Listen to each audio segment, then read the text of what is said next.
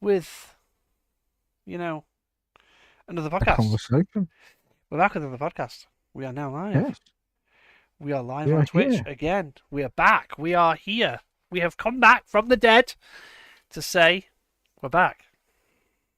Yep. There was literally no more room left in hell, Yeah, hell and didn't want to keep us. they let us come back for Christmas. Yeah. Hope everyone had a good year or a good end of year and all that stuff. I'm sure you're all going to talk to us on the Oh, yeah. If you chat. can talk in the chat, feel free. We're happy to listen, and anyone has any conversations. As by the title of today's episode, it's episode 9 of our Not Your Heroes podcast. We're back again for another one. This is Dungeons Without Dragons. The reason for the name is because this is just going to be us talking about D&D stuff, random stories from our various D&D Yeah, games. a little bit of everything really, but yeah, mostly just Yeah, mostly just about weird D&D shit. but yeah, mostly D&D stuff, and maybe some other topics we'll get distracted by, but we're mostly like.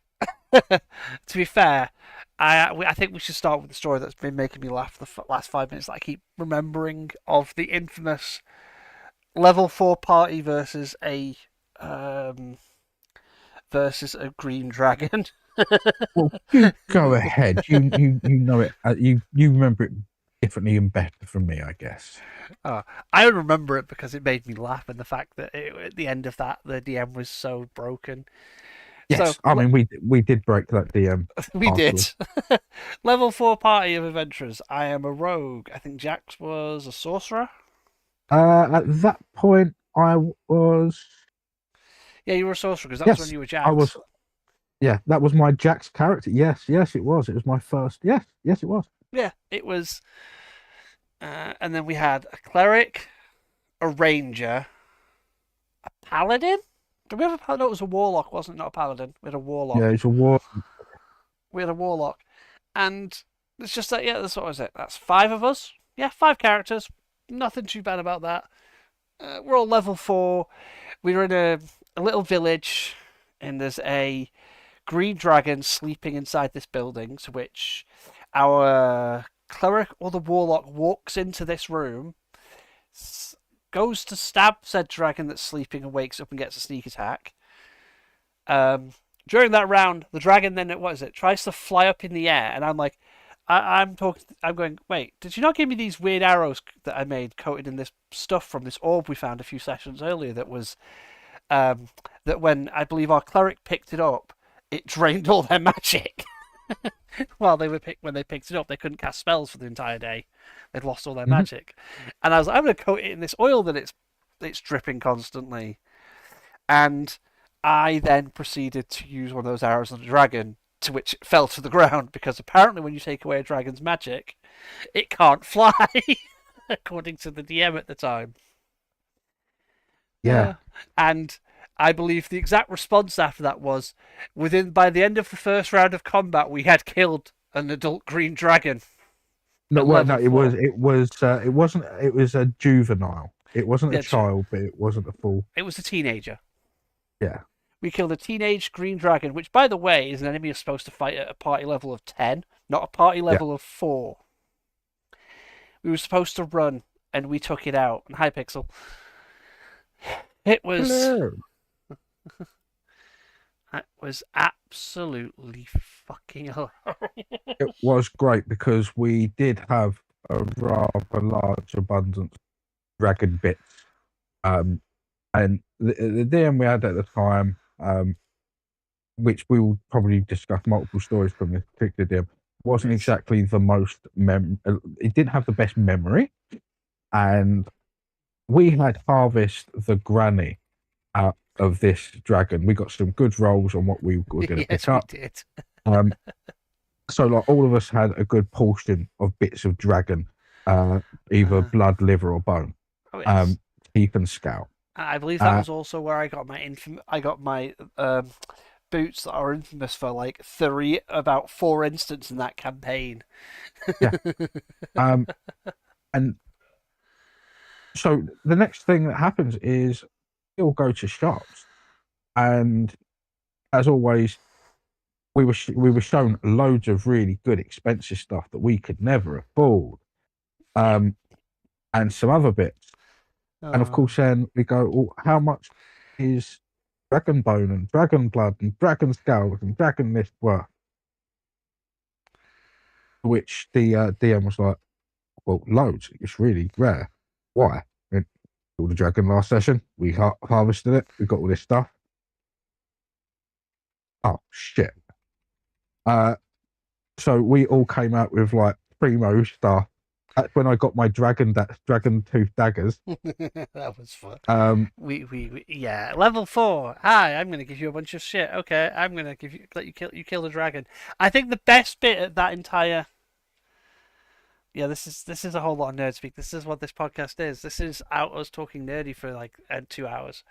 But I think the funniest part about this, about that instant though, Jack, isn't that it was that we'd only gotten, I think, half an hour into the session after when we did this.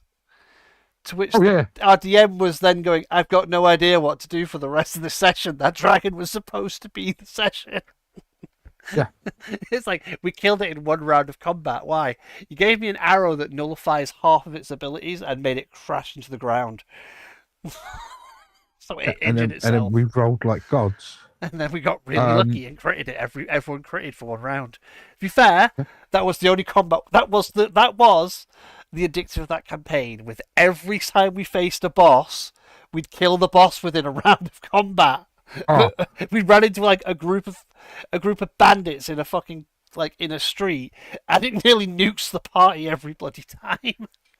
Oh man, I mean that was it's just like that was a crazy one. I mean, same DM sort of thing, and yeah, situation like that. The game before, and we had got up against the boss, and we had just pulled out a particularly spectacular group of different attacks that just worked, all worked out weaknesses and things, and it just happened nicely. And a couple of extra items we had also helped. And we had a long rest. End of session. Next session, we come out of a bar and we start a fight with a couple of bandits. That was stupid. Ends up being a couple more bandits sort of around the corner, which is fine. It's fine. We can deal with this. This is unless you can't roll for shit. Yeah. And all their hits come in as criticals. And we nearly died. And we was like, how does this happen? How do we beat basically a mind flayer last week in a round and a half? And then this week, a one-legged bandit with a hook. Yeah, he's kicking the crap out of everyone. And his 3 crippled sons who only beating the shit out of us. And the worst part is they only had, 10 HP each, basically. They're just your standard fucking enemies. What I'm saying is like, I just... that baffles me every time because it happens so often. It just baffled me. It is. It is just baffling in D&D. D&D is the juxtaposition of what is it? Oh, what was the other incident? Oh yes, the incident of where 2 sessions earlier I get boots of spider climbing, and then we're going through a cave, and I'm like, okay, I'm a rogue. I'm a rogue, but I'm a rogue that specializes in using a bow and arrow rather than using daggers, because I like to be able to sneak attack people from a distance. I'm gonna go walk up the wall and then walk on the ceiling and then fire an arrow. And the DM just went to me, "How are you doing that?" And I'm like, "You gave me boots of spider climbing 2 sessions ago." Oh wait. No, I didn't. Yeah, you did. It's documented right here. You gave me these boots of spider climbing. It's like in the notes in the Discord we put in the end of every session. Oh yeah, it is. Shit. To which I'm like, and I'm going to fire an arrow while upside down because that's what I do. And I'm just sitting there upside down on a roof, firing arrows at enemies that didn't have ranged weapons, so they couldn't attack me. I mean, that was spectacularly fun, that one. Those boots, though, caused so many instances in the campaign of going, you gave me boots of spider climbing like this many sessions ago. No, I didn't. Yeah. Yes, you did. Or the amount of times that the DM would forget the stuff they've given us that they gave us to get around like big, massive events. And they never came, and they just like, whoops. Oh, I mean, there was one fantastic like, instant like that. I had um the ability to turn into a bat uh Oh, once a day. was that in the other Um, campaign that I didn't join? yeah. Um, and not only that, my character could fly Jack's a anyone. robot. So have I? Sorry, am I back? You're back. Um, yeah. Uh, so anyway, we come across a massive void. Um, and it's got a valley down the thing. So I say, what I'm going to do is I'm going to fly down there and have a look.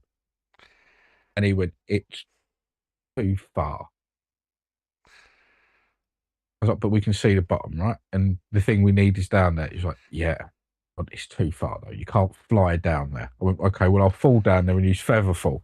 No, and it couldn't do that.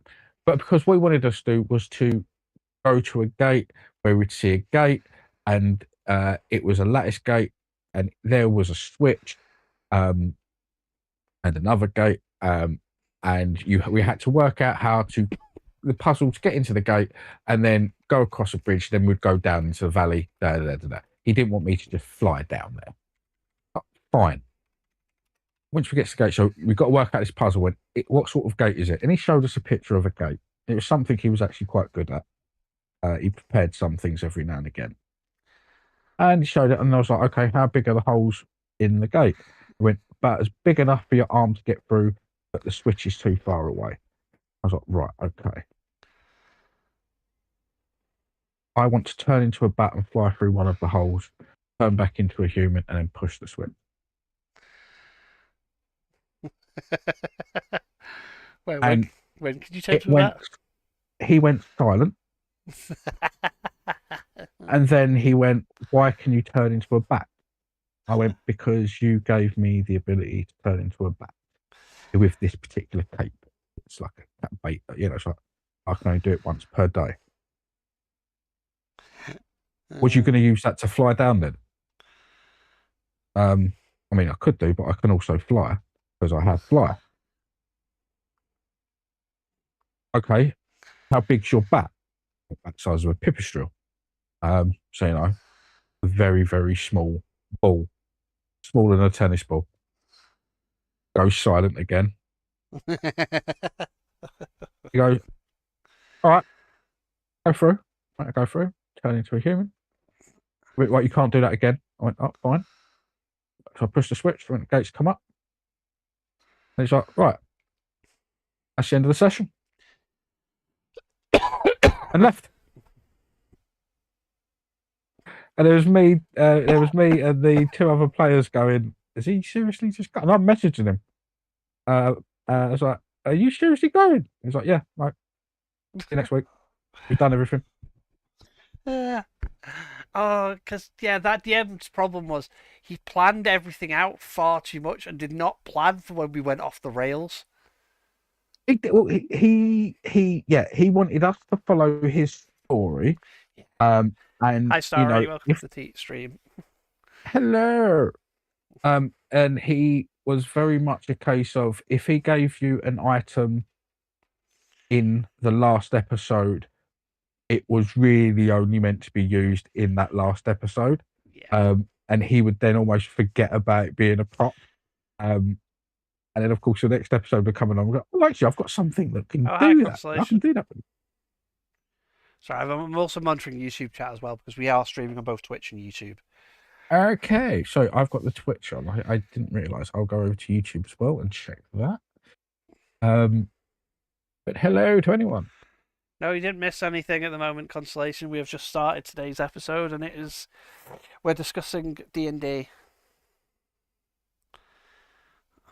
You know what? New person. Let's start again. No.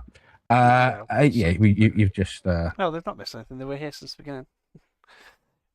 It's just I didn't notice the chat because I forgot to check the YouTube chat. But yeah, that DM was notorious for forgetting stuff and being a little bit too on the rails. But I will admit, Constellation is you, okay. But I will admit, in regards to everything, of that D&D campaign. No one can see what I'm doing. I'm waving my hands, Jax, while I'm talking. It was a bit on the rails because it was. If it wasn't for that DM, I probably would not have gotten back into DMing myself, though. Let's be honest. Yeah. And as you can tell from my campaign checks that I like to run, I am very much. I might have a plan, but if you guys go off the rails, I'm going to roll with this because this is just fun. I want to see what goes on, because what you come up with. Well, I think the big difference is you do have the ability to let people sort of go off rails, mostly because you only started preparing 20 minutes before Hey, the hey, chat. get it So, right. I mean, Get it right. I have a plan and a plot of what is going to happen. I have like 3 or 4 points that need to happen in the story. What happens in between is the bit where I just make up shit on the fly. Let's be honest. I will admit that, but I do things in a sense of, I do things in a sense of a bit more spontaneously. But it's also I know what the plot of the overall story is that I need to get across. But I also know the best way to do D&D from my experience of playing it, from playing in that campaign that I'm not going to call a horror story. I'm not going to call a horror story. no, It's more of a, not a horror story. What I would call it. it's definitely a parable of some kind. It's Yeah. a D&D parable. It's not a horrible Um, D&D. I mean, I do have like a proper. That's not derailing the it's story. both. That's just making the story go in a brilliant way.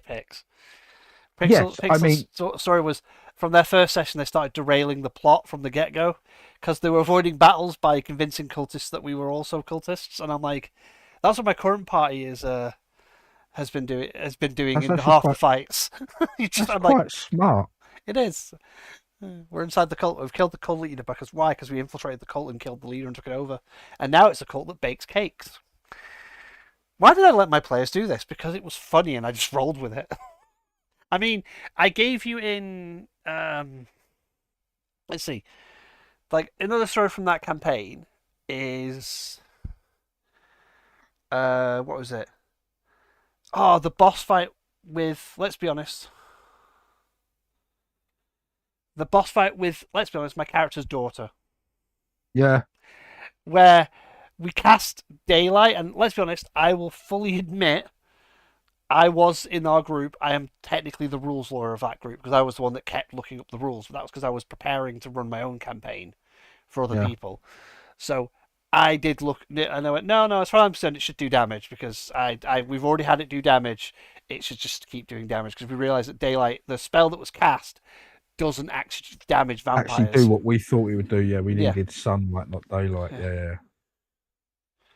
It's just a good recommendation. I would always recommend Fun Bundle with it. But like, basically, we walked to a boss fight, which essentially is my character's daughter at this point.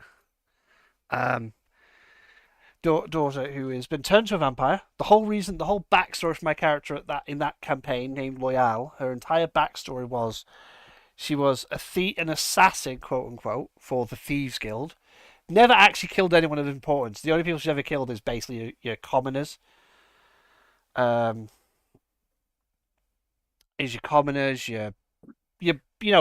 everyday citizens.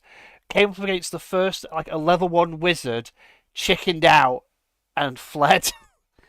And her bosses in retaliation said that they killed her child, basically, and she fled and basically she's changed her name from what her name was to her daughter's name is what she goes by in remembrance of her daughter.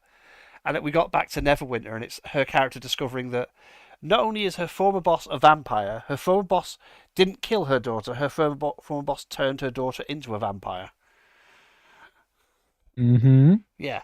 So which the character was incredibly conflicted on what to do because they don't want to kill their own child again. But yeah, I mean, it was a really good one, and it was the thing that I'll admit about that fight. I think even you knew I got pissed off because I went very quiet in that session. mm-hmm. Was the bit where the door opens and Joe and the DM does that does the whole voice and character of the character, and it's like I'm trying to think of something to say, and then Darren just goes, "I cast this." Yeah. in the and I'm like, and I think you knew from that I was at that point being very silent and being just I hit them. That particular player had um, started to derail things Hmm. because he was getting annoyed with the DM, um, and it was becoming a problem. I mean, it was very close to that person leaving the group anyway. Oh yeah. Then there was Um, the other group, the other player that was a problem player in that one, who, um, not the session after that one, when I came back after the missing the other boss fight in that dungeon that you yeah, guys had, that I because I had to be off, I was away for a week. yeah, Um, the other guy who, when I was like, I don't want to play this character anymore because I feel like my character's story's ended. yeah. My character, like I've done what my character, because at the end of that boss fight, There was yeah, no need for that character to be there anymore. no, the end that boss fight with Loyal was because of, as Jokey established in this world, vampires don't die permanently. They, when you stake them through the heart, that they you have to keep the stake in them, or they get back Yeah, up. They'll regenerate yeah. and get back up. So what Raina did at that point was pick up her own daughter, her daughter's corpse, and go, "I'm guarding this, so that she never gets up. Hmm. I am not." But in reality, was her sneaking off from the party and putting her in a coffin and stuff to try and find a way to cure her own child and bring her back, Hmm. because she's a distraught mother who's literally at that point thought her child was dead, was given a chance to maybe amend for it, and you know was at that point I was willing to, at that in that bit, when going into that room, like if I, after I thought what I was literally going to do was basically slam the door behind me and block the door and just have a Raina just sacrifice herself at that point, Yeah. was what I was thinking of doing, which would have probably, because it had you guys try to bash the door down while Raina willingly sacrificed herself, but it would have been a better point than what happened, which was Dyron, who was playing our warlock, going, "I cast this immediately," and then starts combat. Yeah. It's like you could tell I got annoyed at that bit because I just went quiet in that entire fight. Yeah. But the other problem players, I wasn't there for that session. You were, when after I'd announced that I was going to change character. Of what was it that they that that happened at that point, Jax? The one who Oh, complained about the story because I left. I was leaving, changing characters because I didn't want to play. I barely remember anymore, but the gist is that they'd been having issues anyway with the story because um they felt that it had been focusing on me and you a lot. Oh yeah, And in all fairness, it had, it but had, the, but but it wasn't unintentionally had. That's the problem. unintentionally. Now, one thing I will say about our DM at that time is that because he did prepare stories in such a way and each session in such a way, is that unless we were actively following one of our particular threads in a story, walking around the city or a town, there was always someone there you could talk to get one of your story threads and then to start your story off. And he would then focus on that story. Yeah. And if you were being crappy in the story and you weren't really filling it in any way, he would then obviously move it along. But yeah, he was very good at that. Now, previously to all this, on multiple occasions, we'd come across a character that was quite clearly his story point, Well, and they ignored them. correction. It wasn't that. It was quite. It was joke. He had the rant about, "Oh, we're following this story," and then as the DM pointed out to us, both of us in the session I came back afterwards, after he'd had that massive meltdown the week before, Uh, was no, it was a private session for you. I think it was the final session for my character. Like, we had a little problem where I basically took your character aside and told your character essentially what I was going yes. to do and stuff. And it was he went, yeah, but he had this rant last week about this, and then it was basically, oh yeah, but here, look at his character. There is no backstory. He'd not written one. So it's like he's Yeah. complaining that everyone else is getting stuff to do with their character and he's not, and he had no backstory. Yeah, but like I said, but Jokey had pointed out that there were people for him to meet because Jokey giving him a story run. He just never wanted it. Yeah. Um, Well, it was the also other the characters. Thieves Guild storyline wasn't even my storyline initially. It was just the plot thread. I only connected to it because my character was from Neverwinter and is a former Yeah, thief, is a former and member of the guild. So it's the reason why it linked to me anyway. And the bit that linked to me was wasn't the leader of it or taking out the guild. It was, oh yeah, they didn't kill your daughter. They turned your daughter into a vampire instead because the leader's a vampire and turned your daughter. And my response was, so to me, it was my story thread was the daughter, not the guild. And we were just unintentionally, it was following my storyline because we were just trying to take out the Thieves Guild because we yeah, realized and then they'd and been the best corrupted part by was something. is that the reason we started following my storyline in it was because he found my character and started went, yeah, we're doing this one, Yeah. and it ended up being linked to me randomly. Yeah. And to be fair, mine and your stories, and because the other player that was an issue that did also have quite a big story element to it was kind of getting boring with his stuff because it was always just a case of him. Every time we got anything, he then had to demon door out and hide it. And I think they were getting a bit kind of bored in the fact that that was their story run, even though that was kind of their story. Yeah. But my problem is mine and your stories were actually entertaining. We had like treachery going on. We had bonds being dealt with, like different entities and shit. Yeah. And there was proper. And the thing is, especially like people cared about trying to save your daughter, but people hated my rival. Yeah. I mean, it was getting to the point where as soon as my rival went on, because I started it with, of course, he's my rival. As soon as I saw him, I want to fight him. It got to the point, as soon as anyone saw him, it was like, fucking kill him. Now, like, it was, we will stop doing other shit. Oh yeah. Well, that kind of happened again. And so, like, to move on from that initial campaign where we both played in, and that's where we met initially, to moving on to like the first campaign that I ran, that I will admit wasn't the best. I was starting with a module. We were doing it as a module campaign. Yep. I had our former DM as one of my players originally, who kept No, just. I joined the week before he left. Yes. As a player. Yeah. Which was interesting. It's because, and I will say this, it's because he did not mesh with the group because he kept just doing random shit like in the middle of like after fighting things, he'd just go, "Can I just cover everything in shit?" Yeah, he was, doing and I think I told you this because he once said to me, like, the reason he does that and he does that to anyone he's playing when he's a player is because people do it to him. And I was like, that is the worst, or he perceives people doing that to him. I was like, that is the worst reason Yeah. to do it to another person.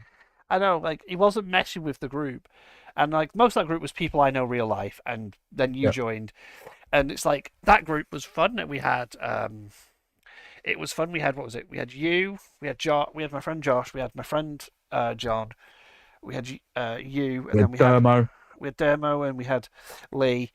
Unfortunately, Dermot kept missing it because of his reserve, so he kept missing like loads of sessions, then getting lost in the story. But when he was in it, his character was. I always loved his because he had. I was right. He was the one who had basically the character from Dragon Age, which was enchantment. Enchantment. No, he was a Rothgar. He was the. Oh, was he? Who was the slightly dim one? That was Josh. Josh is That the was one. Josh. That character. That was the one that made my fucking sessions. I loved that character. Josh is the slightly dim one. John was playing the fairy character, who was a fae that was like, right. Yeah. John was playing a fae. Josh was playing. Lexi was also when it was playing Sasha in that campaign. Sasha was a good character. Sasha's character was brilliant. Yeah. It started as the module Descent into Avernus. Really good module. I do actually want to run that module someday as like a proper campaign. I would love to do just an old school module. In all honesty, I really like the idea. I want to run it, but if I run it, I need a group like I have now, like the 4 people I have now, the 3 people I have now at the minute. But we would happily do it, I think. But I don't want to bring anyone else into the current group we have until we finish the current campaign. Yes. Mainly because we're at the beginning of Act 3. I am going to admit this live on the podcast right now. I am going to shorten the campaign we're doing now just because of the stuff that's changed recently with, Gad's work schedule. Yeah. And it's because we're having like 4 weeks off, I'm forgetting shit that I've written down and having to literally read stuff I've written for like sessions 4 weeks after I've written it. So I'm like, completely understandable. At the point, I'm like, I'm kind of just I'm gonna get this one done. got Act 3 laid out. We're up to Act 3, the end of Act 2 and beginning of Act 3. Let's be honest. Um, but then I may, and then what I'm going to do is I've got people that I already know that I want to invite into the campaign that have asked previously that want to give D&D a try. So I'm going to give them first choice because they're the people that have asked me previously. Yeah. And they're people who have expressed interest previously. So it's more, that's the thing. It's my way of doing it. I offer it to friends first rather than to just rant to randoms first because it's easier to do that way in this case. But like that campaign without everyone else, with 6 players I had in that campaign, I'm going to admit that is why I don't run more than 4-player campaigns now. It was a lot, especially in combat. In combat, it was also just trying to manage backstories for all 6 characters was not very easy. I got lucky because that started as a module, and then we got to the little I made a bunch of side quests for you to do for some sessions. And then one that people really enjoyed was the whole cult one. Yeah. Was the Cult of Dagon stuff, and we started following the Cult of Dagon, and then it turns into the Cult of Dagon are actually not the Cult of Dagon; they're actually being subverted by this other, eldritch god that is these beings that have, as they put it, I'm going to be honest, I stole it from Divinity Original Sin. I'm not going to lie and say I didn't steal Divinity Original Sin's whole bad guy from Divinity Original Sin 2, where it points out the Nothing wrong with a bit of plagiarism. Homage. It's D&D.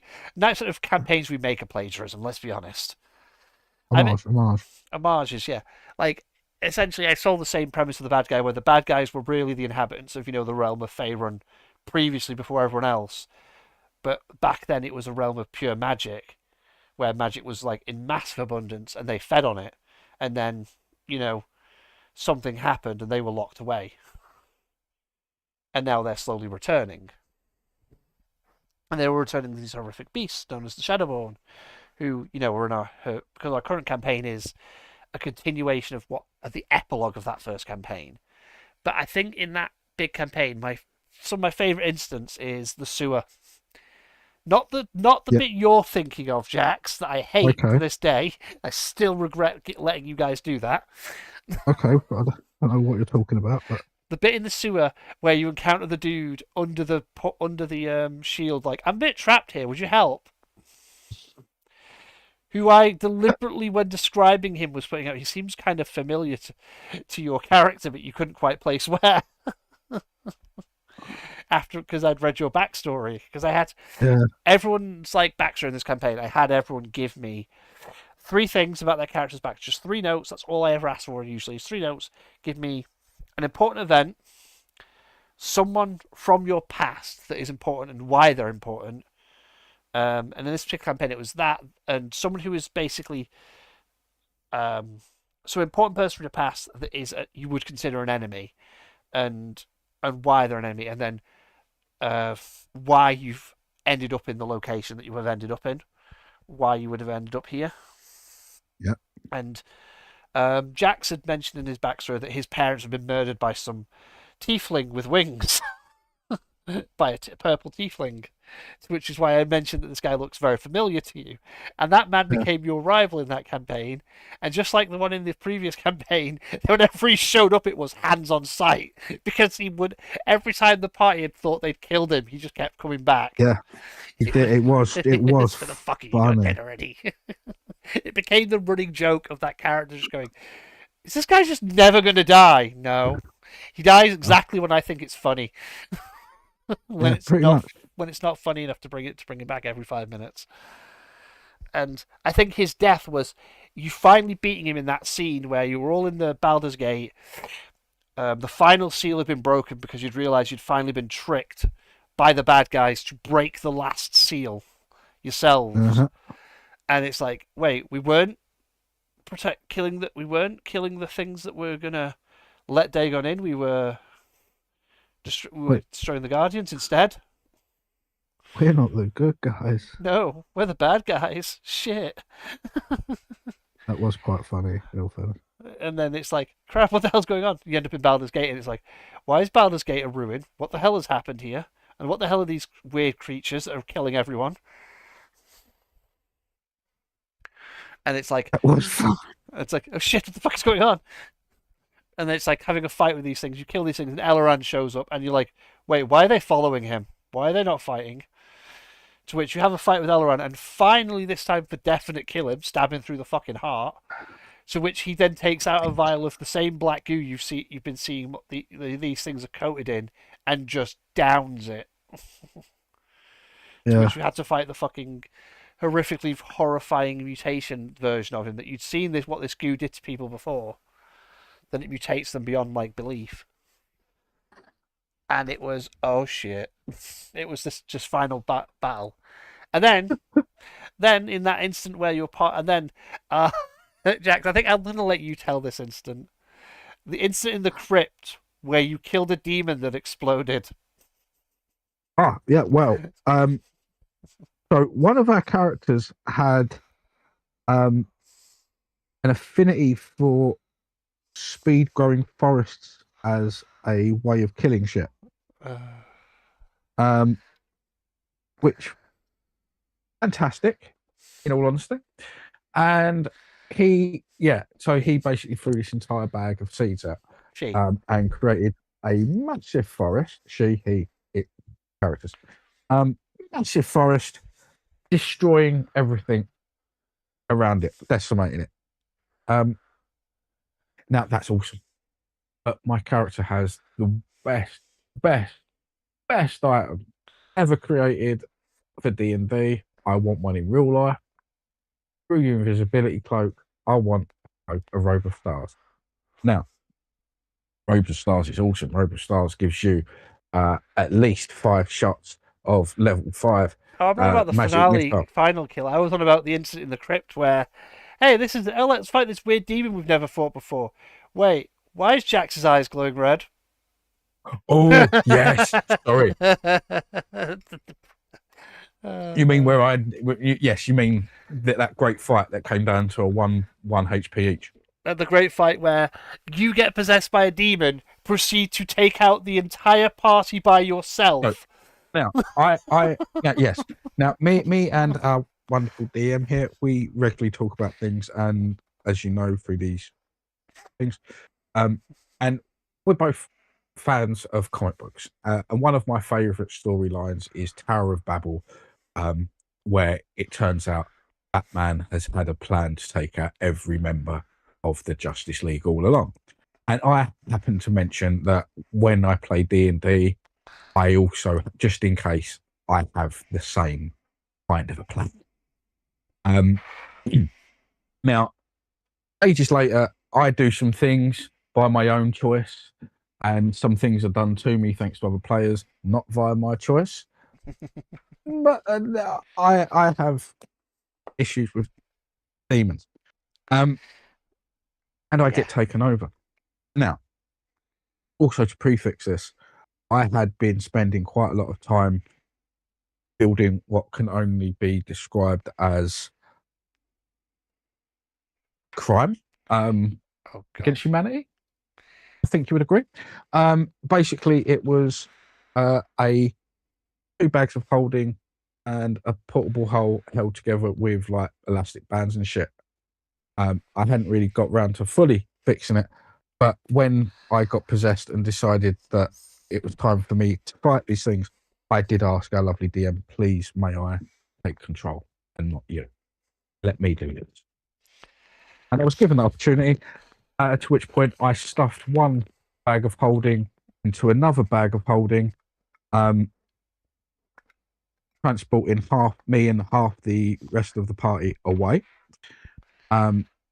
To which point I then put I smiled and put my robe of stars back on and come back into the real world. To unleash a dragon. Yep. And basically fireballs from hell. And took out the second. Well, we had 2 players left, and I've taken another one out. Yeah. The last person I'm fighting is a sea captain crustacean, and man, I'm throwing my last spells. I am now down to literally magic missiles and firebolts, and they're down to um Fists. what fists. Literally, that was it at that moment in time. And they had this little crappy thing that sat on their shoulder. This thing that sat on their shoulder that could fire a gun or whatever. It did something, and we were down to 1 HP left, and I had a ridiculously high AC. Yep. And along with that, I had Shield. 1 youth left of shield. They fire their shot. They are 2 AC over my AC.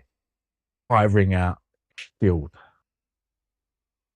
to which they say, this isn't affected by shield. It goes through shield.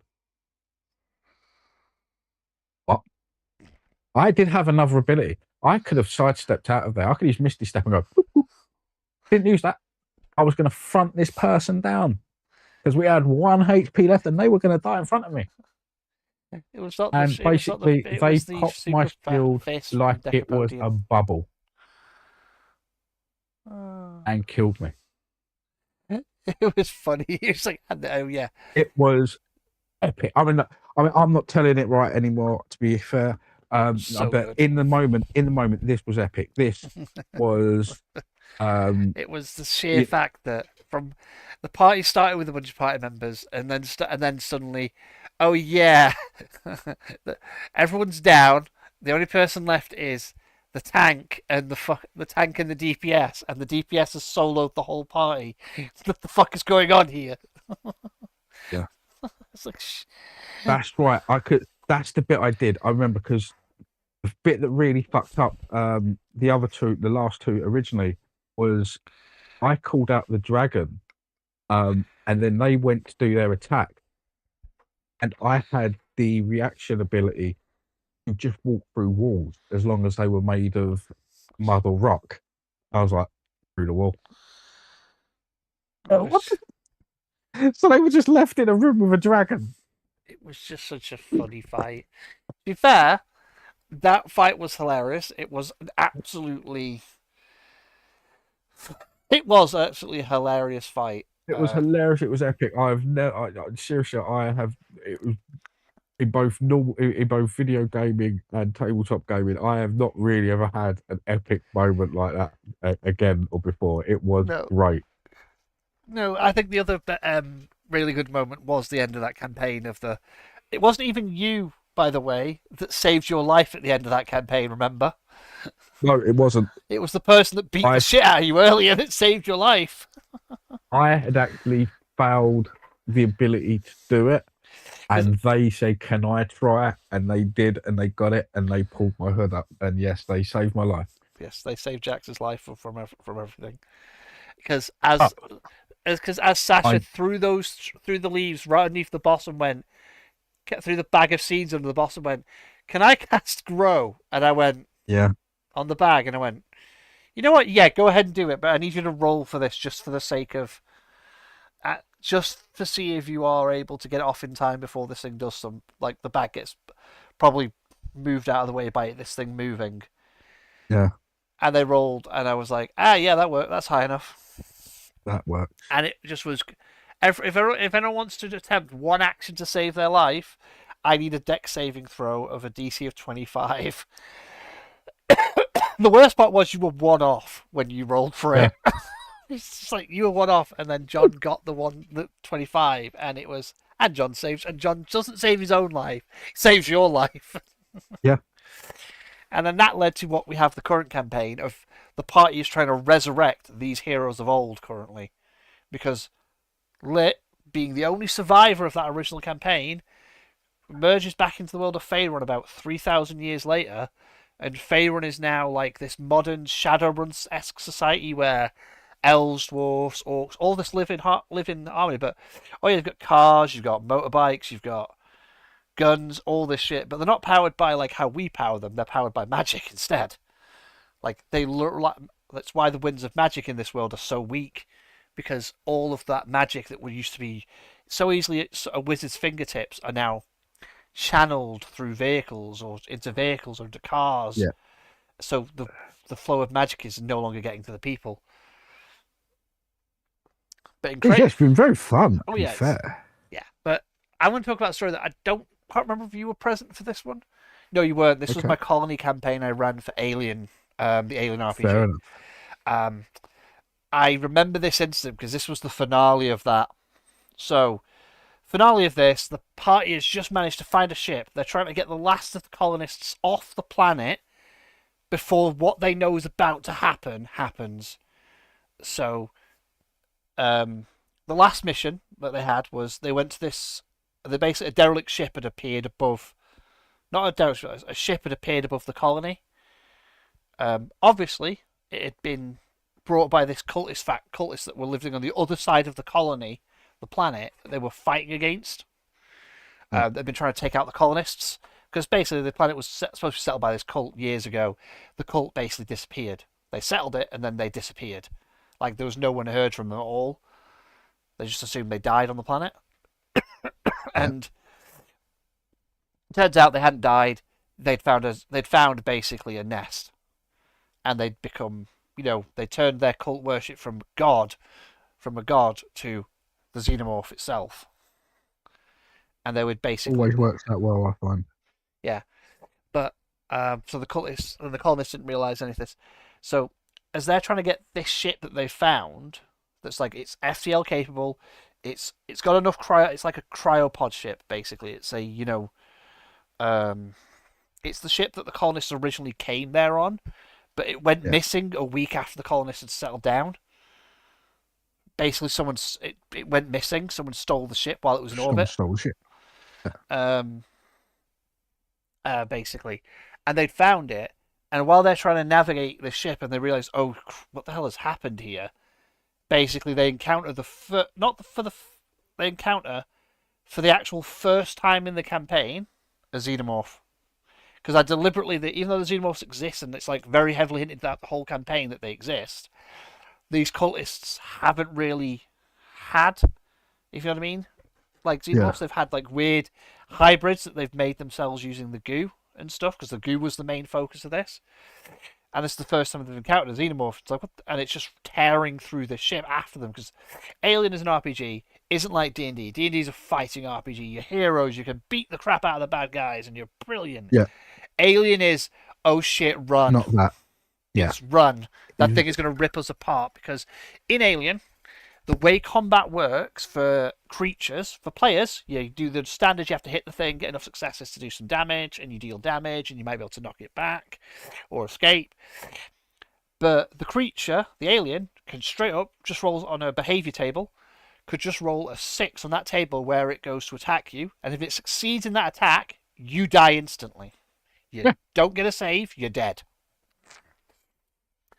If it succeeds and you take damage from that attack, 1 point of damage, you're dead.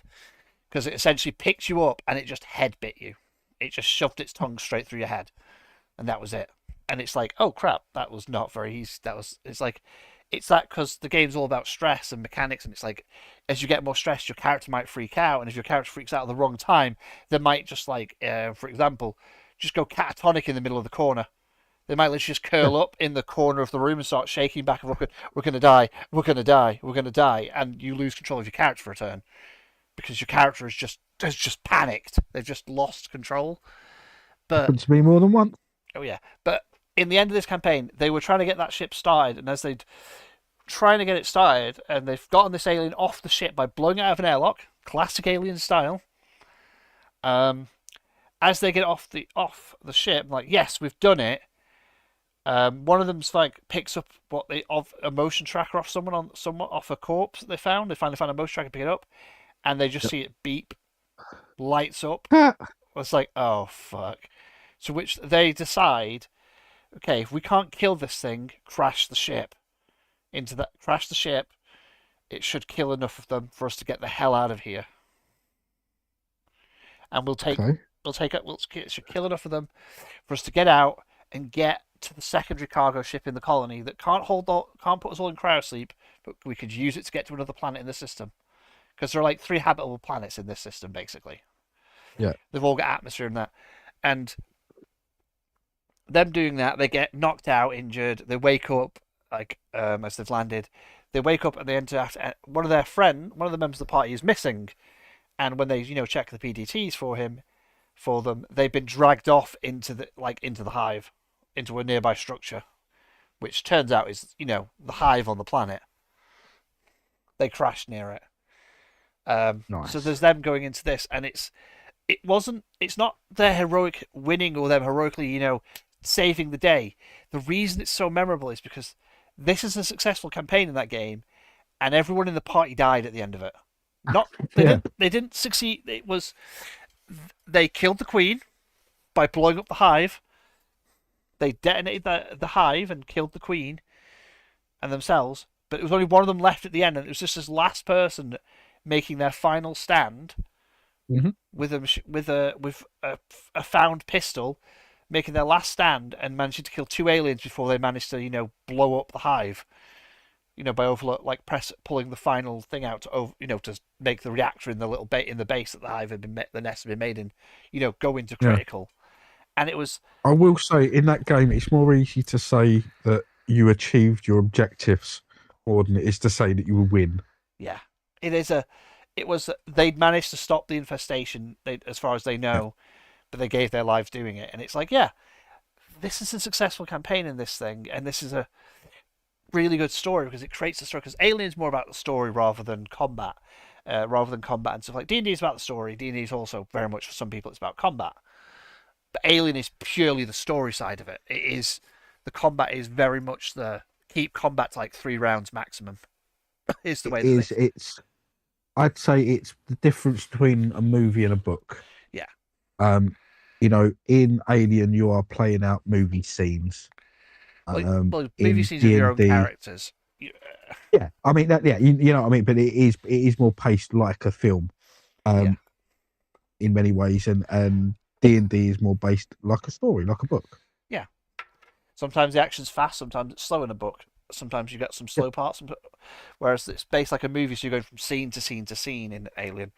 But that campaign, that was the end of the campaign, and I'm like, I'm fine with this because this is, and like the players were fine. The players enjoyed the ending because it's the way the dice are in that game. And it's also the way it is sometimes. Sometimes you don't make it out alive. Oh. And then, whereas D&D is usually the end of a campaign is the heroes either win, have succeed, and stop the big bad evil guy, or the heroes all die. In Alien, it's I did enough to make a difference to this, or this is the end of my story. Doesn't matter if I die; it's the end of my story. But then we came onto our first campaign where we met Loki, and we met Loki in that campaign because it was me, you, Josh, and Loki. And in that campaign, by the way, I killed. How many player characters died, Jax? Oh, so many. I mean, it did end up becoming the joke that my character just didn't really remember anyone else's names anymore. Well, it was more that. So 1, 2. It wasn't your character that didn't remember anyone's names anymore. It was Loki's character that just stopped remembering people's names because Loki's character was the only one who didn't die. Look, if you remember correctly, before that happened, I had made a comment, and Loki was very much like, "That's dark." And then there was just a thing, and then it came to a point later on in the bar after my character had died, and I was onto a new one where Loki just slams us. We had actually a new skulls and Loki just slams the skull on the table. It's like, this was one of my friends, and they're dead. So if you want to join us, you may die too. Yeah, it's such a fucking brilliant way of doing it. It's like, oh dear God. It was the fact that that's when I broke up, and I was like, and you used to call my character Callum. Yeah, I think the thing about that campaign though was, the Dryad. So what was it? Josh's first character died. Josh's second character died. Josh's third character died. His fourth character lived. You lost a character as well. I lost two You lost 2 characters as Um, well. because I had my original, then I had Gabby, and then I had Baldric, then I had Gabby. Yeah. Um, yeah. Like you Once you lost. know, my first didn't die, became the villain. He did die. He got killed at the end of the campaign. Remember? Yeah, but it wasn't he the villain? Yeah, no. So he just still died. Yeah, but I had to swap. I had to swap to a different character. Yeah. But yeah, your main first character became the villain of the campaign eventually. But that's a different kind of worms. But it's the fact that That was a different one, story, and that two, was three, so four, perfectly five, done. six characters died in that campaign, Jax. Right? Yeah. I killed none of them. Well, You killed we all killed of them. ourselves. That's the funny part. It was Josh's first character dies. Rayvon Jax's first character was using them as a human shield. Yeah, I mean, that did happen. Second time, Rayvon puts a necklace of full of loads of spells on Josh's second character's neck, and goes, "If you remove the necklace, you die." As they became the villain and we need to left. fix a lot of stuff about this. My character had started to become a villain. Yes. And, those 3 sessions where with that was making me laugh. Yeah, and so what happened is I was told what was happening because I had made a choice. So I was told what was happening with my choice, and I was very happy with it. But I was becoming the BBE, and at some point I would lose my character to that, and they would be taken off me for other things. But up until that point, I had control. Now, I had set up a plan in which I was going to tell everyone subtly that I was actually the bad guy, because weird stuff had been happening with my character anyway. And I can't remember what the actual phrase was. I know I sent it to you. It was the phrase was, "All hail the nameless king," and I went, "You have to fit Yeah, and you asked me to fit it in a couple of times in a session. No, I asked you to fit it in every single time you speak.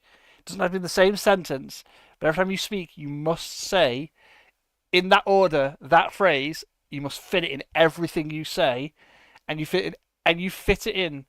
I think it was 42 times, and they never noticed. Even when you actually said the words "All hail the nameless king" in one sentence, out of context as well, no one noticed it.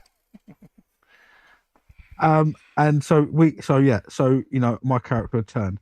Now, what really was the fun bit is, we'd come to this village, and it was full of people that kind of my character had done damage to.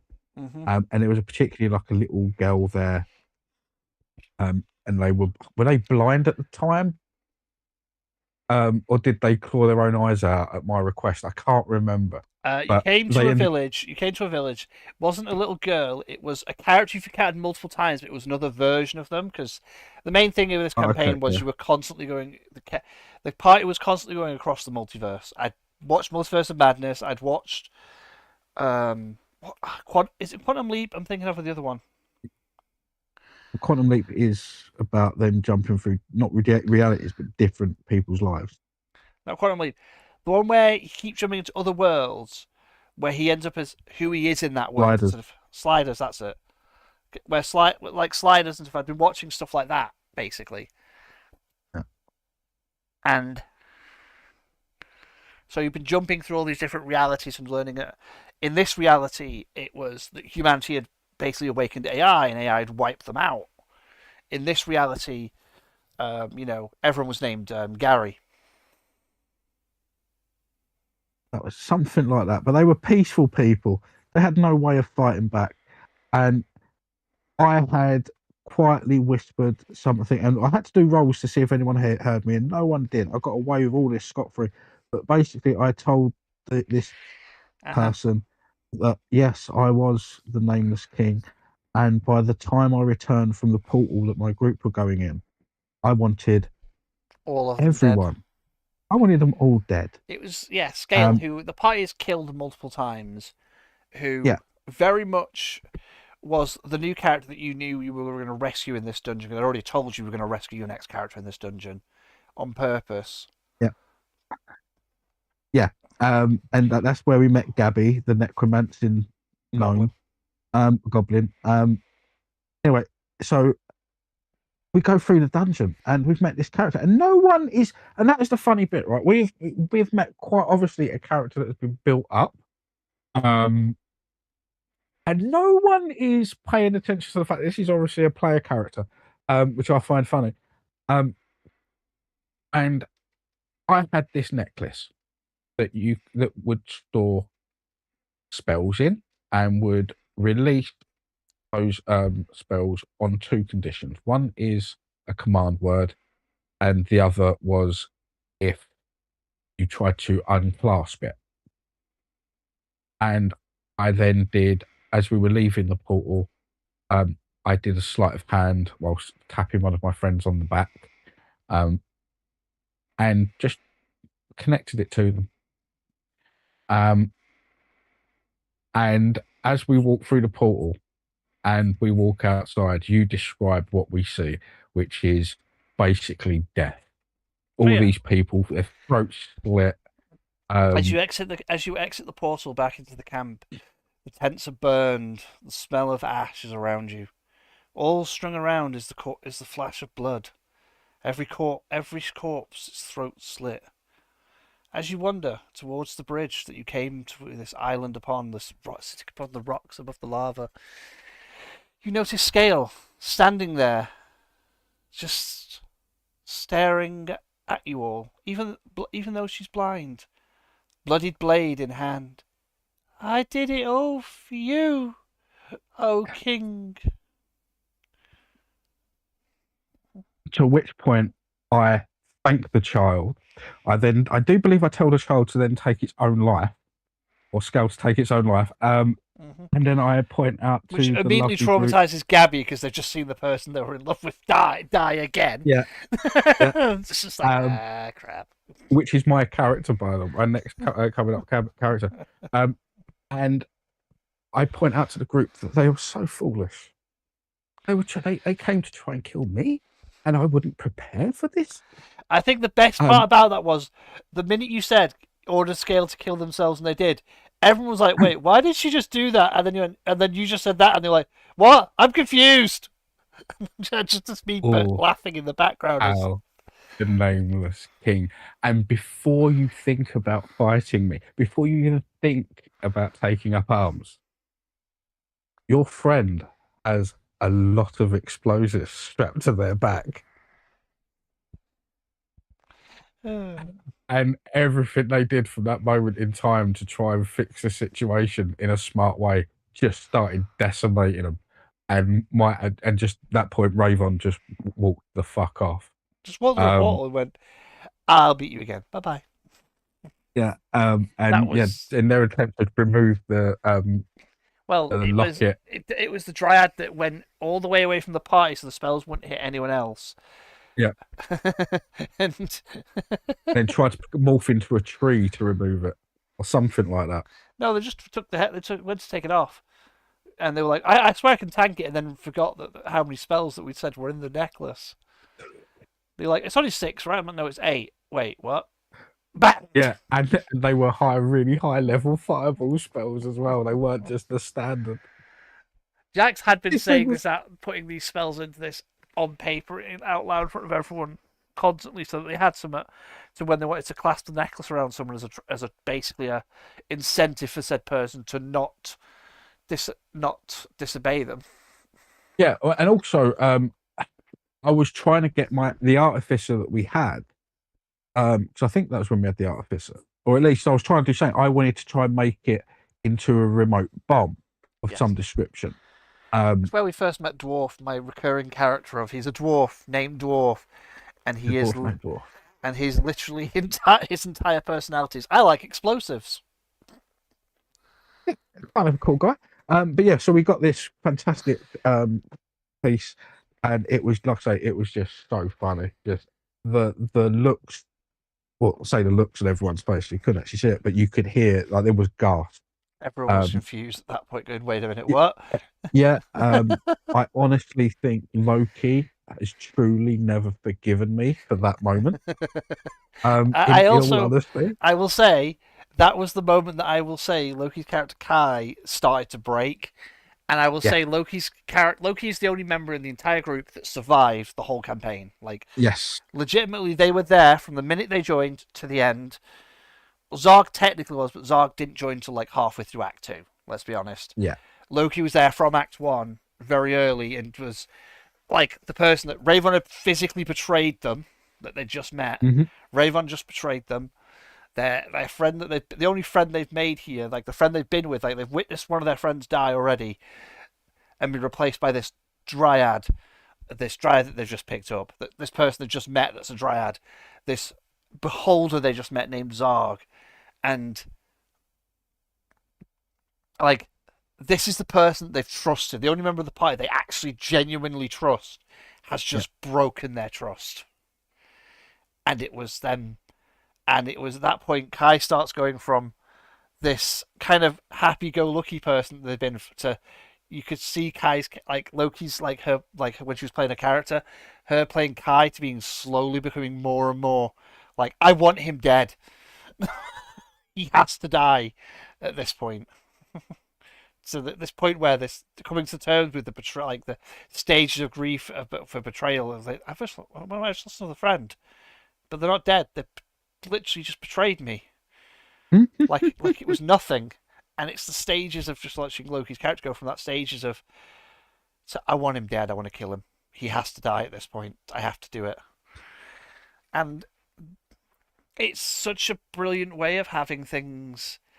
And then the reveal of then having as Kai gets like, and then the Dryad dies, so Kai's then lost another friend, and then they're replaced. Oh yeah, and then Stitch died as well. Josh also lost yep, Stitch.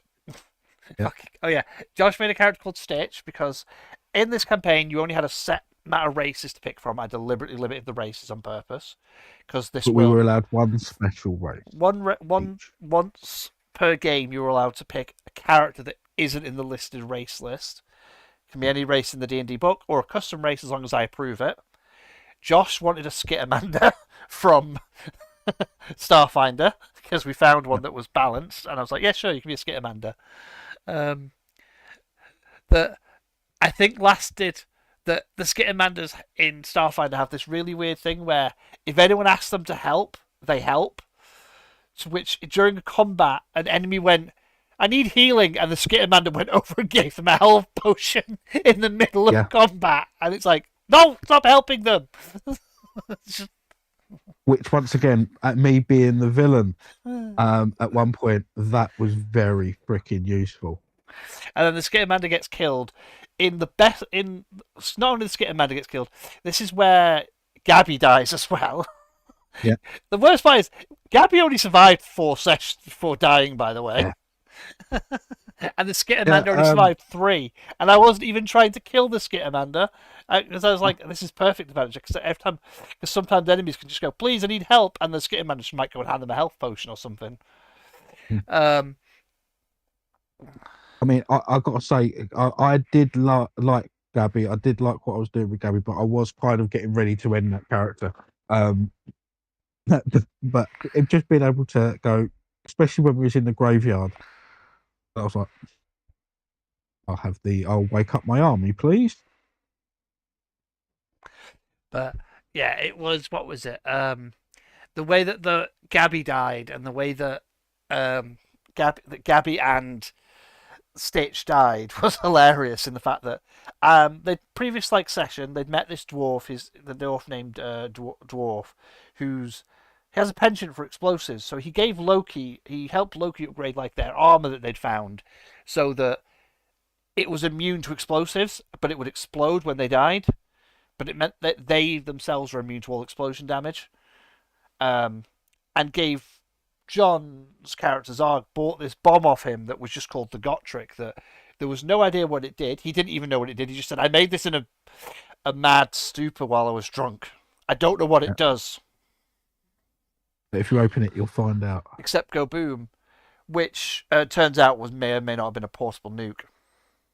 It was awesome. But It was, took out yeah, everything. it was. It was what had just happened is Loki had just gone down, exploded, and injured some of the party at this point, and injured some of the bad guys because they were being attacked by Ravon's essential henchmen that he'd resurrected. Which one of them was a running joke character that is from every campaign we ever play, always shows up. Hasn't shown up yet, but he may. You know it's full well. It's going to show up at one point in this. Oh, he has shown up in this campaign we've done. Because remember, you found his corpse. That's true. The big, massive, grotesque, horrific corpse kept in the vault. Probably as a trophy. That it totally won't come back to bite you on the arse because you accidentally left something in there. That Loki's like, what are you about we left something there? I'm like, I didn't say, what? Nothing. But, You'll find out. But in regards to it is, he shows up with a bunch of other people to try and capture the party. And Zarg, being the, like, Stitch has gone down. He's currently just knocked out. Loki's down. Gabby's down. But they're all knocked out, being picked up by the bad guys. To which Zarg throws this bomb, which I say, okay, Zarg, roll a dex check, see if you can get it where you want it to go. Okay, you want to go there. Cool. Succeeded. DC 10. Roll me a D3 to see what it does. Zarg rolls...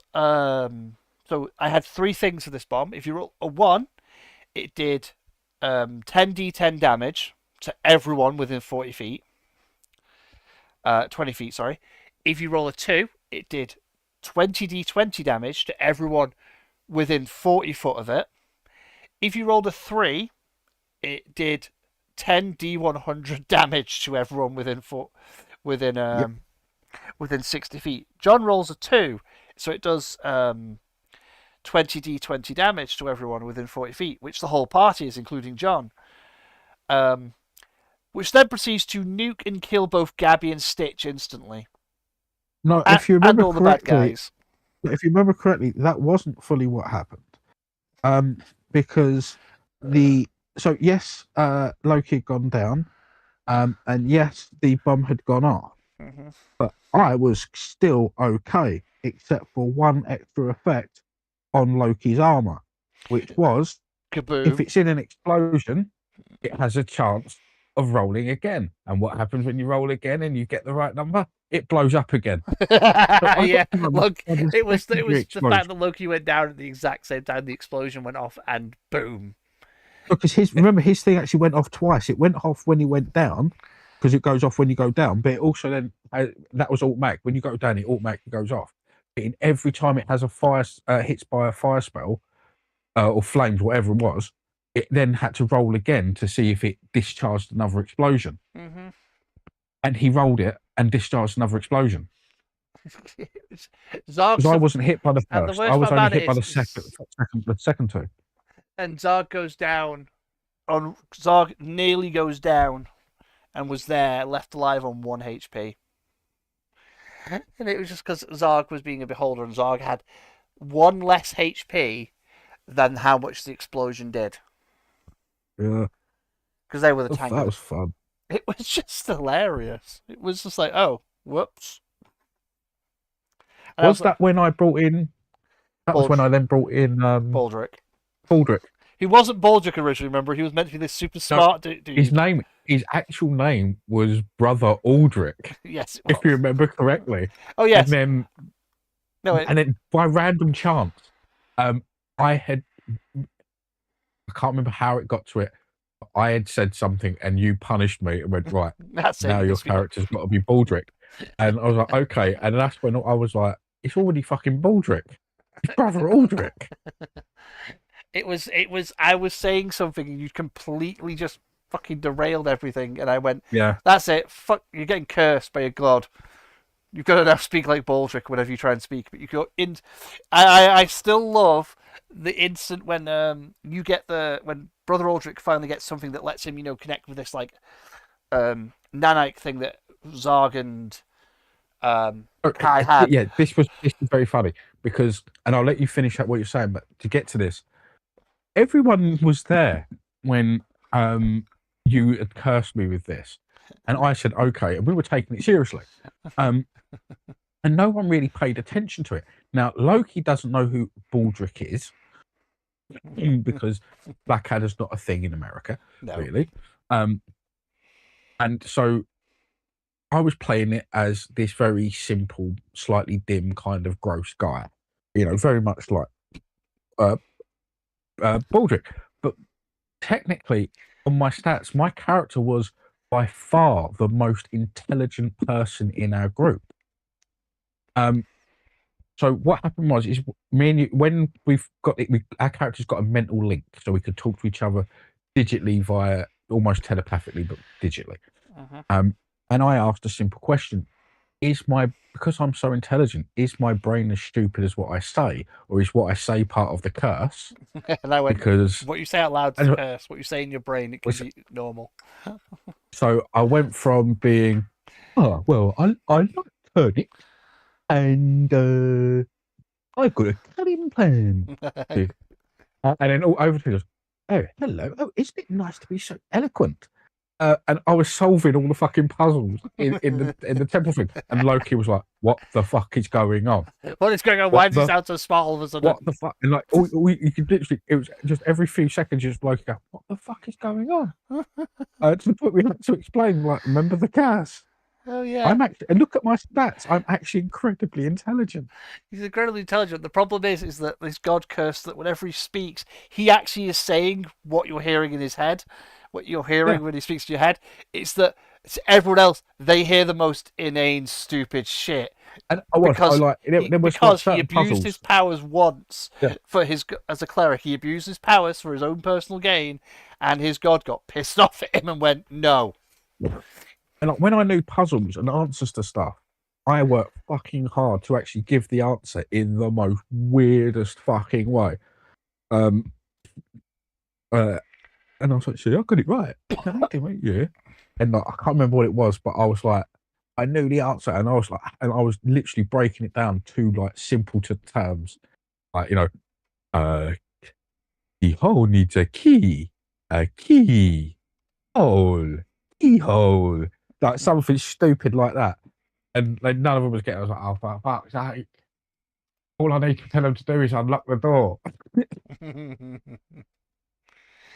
But no, I did like that character. He was incredibly useful every now and again.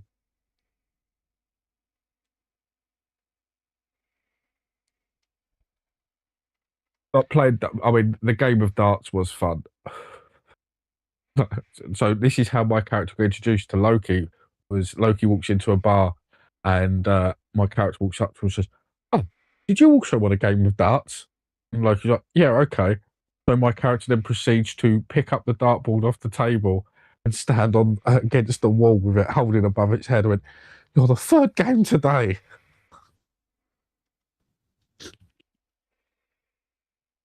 Oh yeah, that was this. I think the other introduction was Loki just coming up to the desk and going, "These are my friends that I just lost.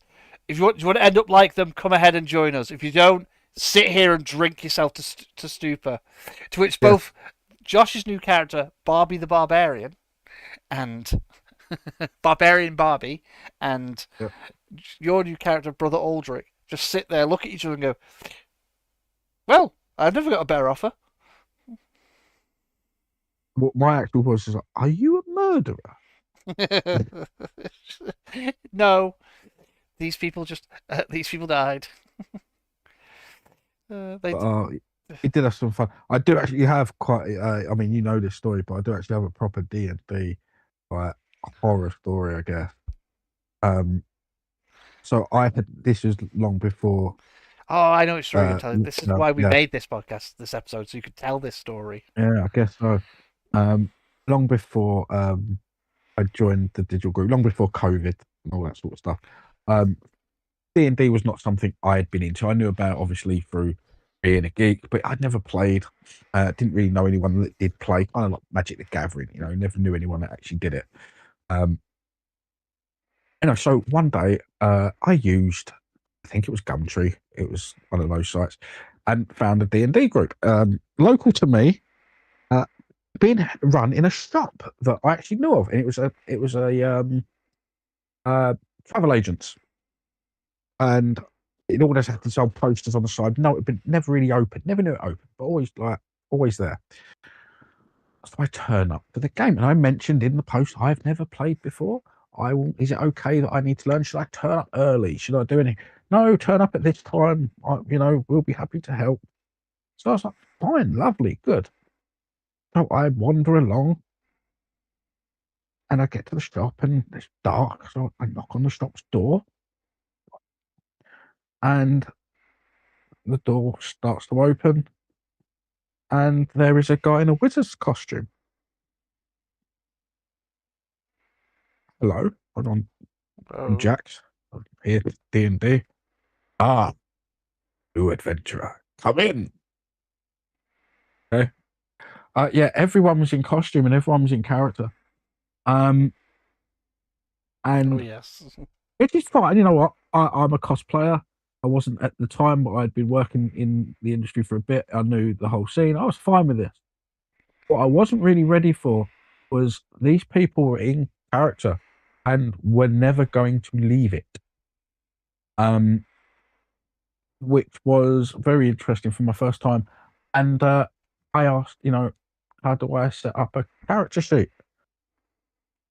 What is a character sheet? Who are you, young sir? You're not going to help me with any of this, are you? You're just your characters now. I've walked into a world of. I stayed. I tried to play, and they did not like anything I was doing at all. And their characters, the barbarian definitely made it known. And see, I thought I was going to be smart because everyone wants to be a wizard, and oh, great, I'll be a wizard, and I'll be an elf wizard. And I didn't realize wizards are. I play a sorcerer now, so that tells you what I feel about wizards. And no one liked me. But yeah, that was it. I mean, I was literally just stuck in a room for 4 hours because I was now too embarrassed to leave. I was like, I don't want to have wasted these people's time as much as I already have. And yeah, so I was stuck with actual people. Well, I mean, I know they didn't think they were wizards, but for that 4 hours, they were those characters. They were wizards and barbarians, and it was a nightmare. Uh,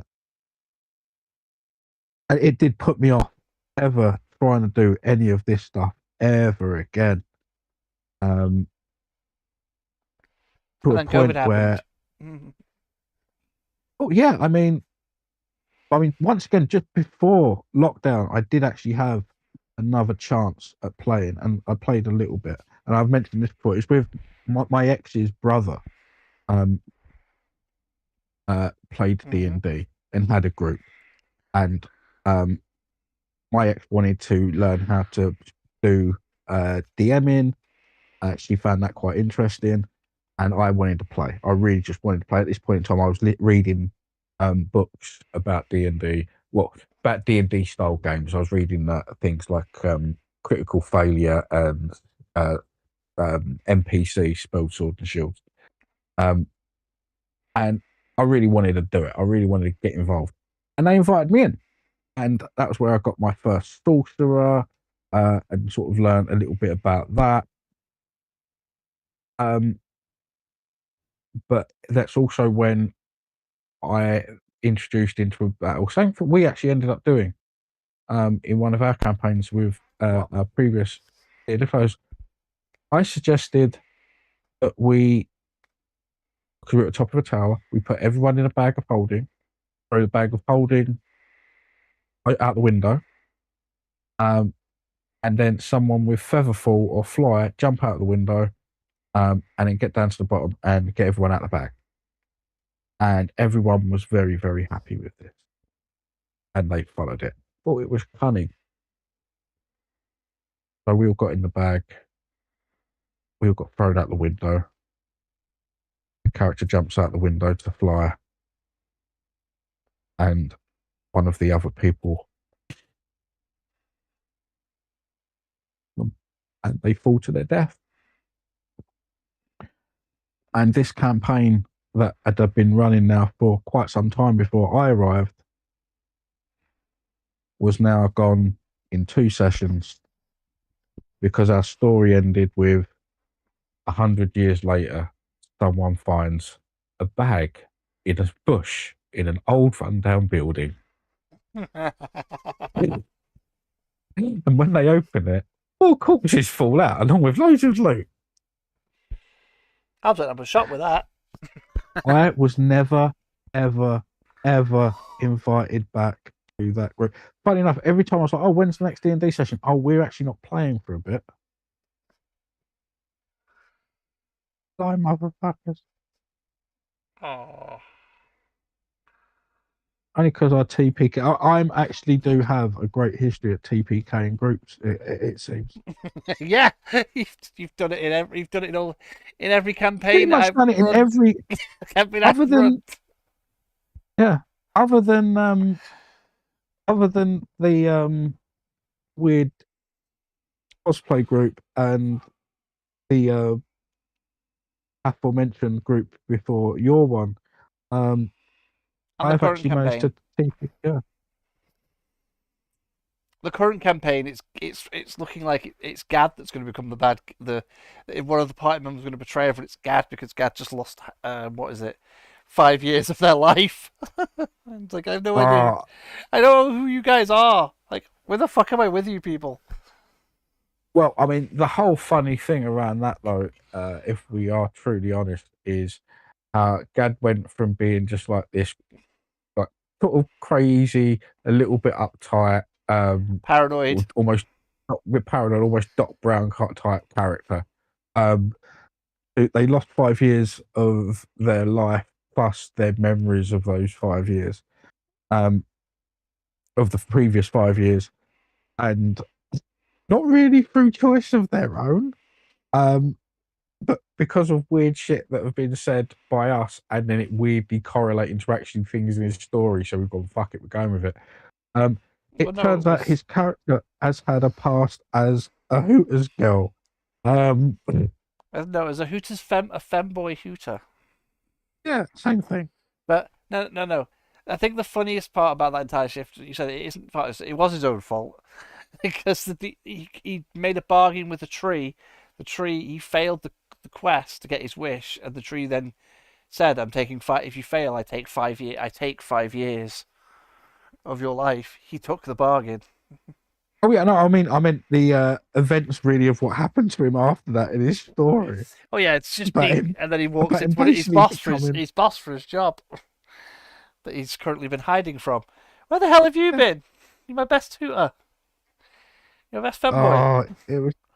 It was more the fact that yeah. it's also the fact that his entire personality shifted from being paranoid to being super, like trusting of everyone all of a sudden.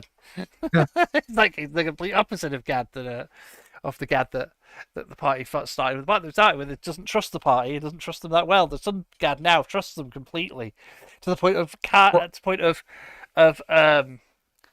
Loki's character keeps having to tell him stop believing everything Wynn says.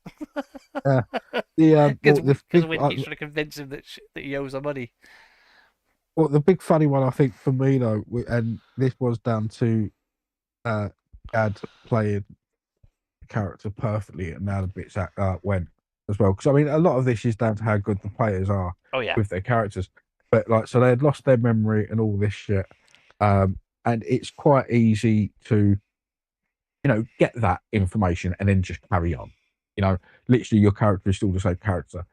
They didn't do that. They really made an effort to make them a slightly different character, with a lot of the same elements. Does it make sense? But when it comes to like being trusting of everyone, it was the point where he sees a giant robot thing, and he's like, "Oh, I like the giant robot." And like, that's yours. He's like, "You're giving me a robot?" No, it's your robot. It's yours. You can do whatever you want. It's your robot. It's yours. And basically, we're giving his character back his gear. But he acted like we were giving him, Loki was giving him these massive presents. Oh yeah, Oh, look, thank you. that Not campaign. actually just giving him back his That, hard fought shit. that campaign where now Wynn has to go find Dracula because Dracula owes them money. Yeah. We, Win started off being basically Win Adami, Adami from uh Star Battlestar Trek Galactica. DS9. I Why wanted did to my make brain a go to meme. Battlestar Galactica then? Don't know I why. don't know. I don't know. Uh, Probably because when I uh, think but political sci-fi drama, my brain goes to Babylon 5 and Battlestar Galactica.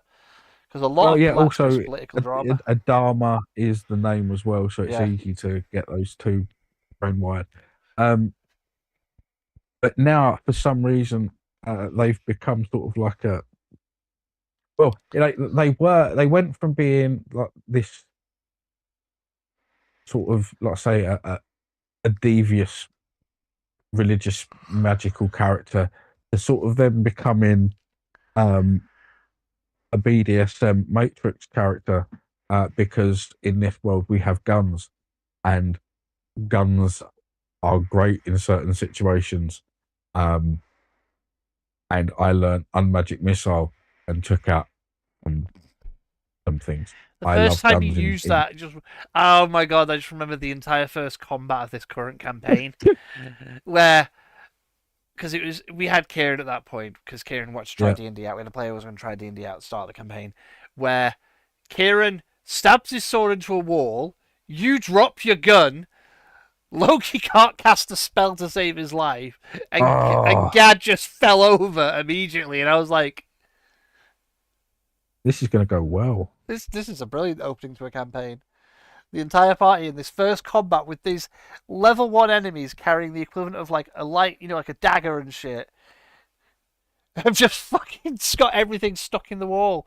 And I loved Kieran's character because Kieran's character, even though like he forgot to read the brief of the campaign that I gave all Yeah, of you, that it's a that modern was day, and I'm like, funny. this works, this is perfect. Kieran's just this random person that Lit has pulled out of time because their records, their history stopped at the moment they've been pulled out of time from. Yeah. So the campaign that we're in is modern day, and so we have Yeah, mobile phones and cars and bikes and shit, and like I said, yeah, they hadn't read the brief.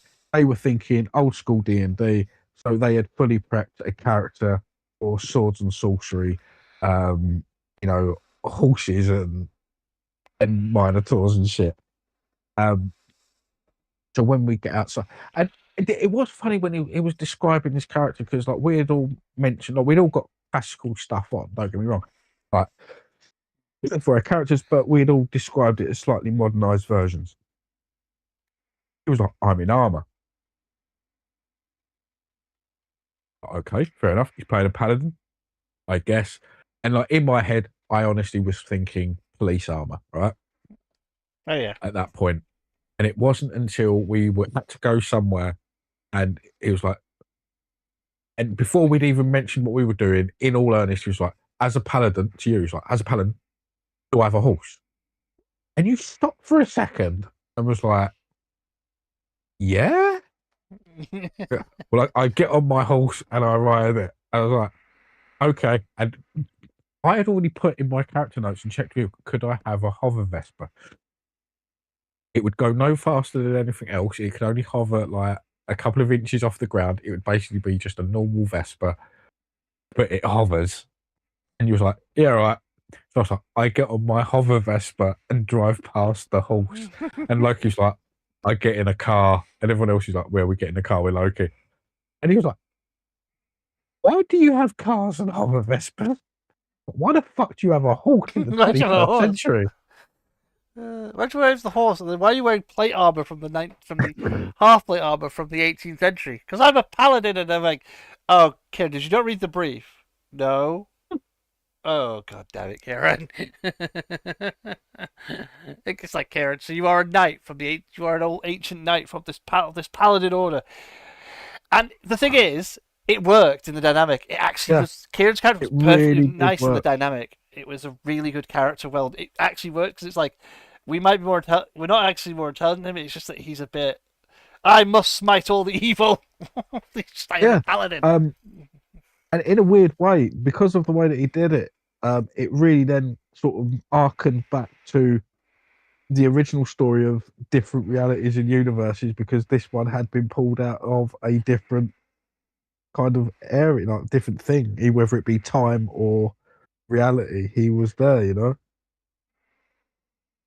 So Oh, yeah, it kind of worked. I like, yeah, it was just one of those funny things that just really did. It's one of those great things about D&D.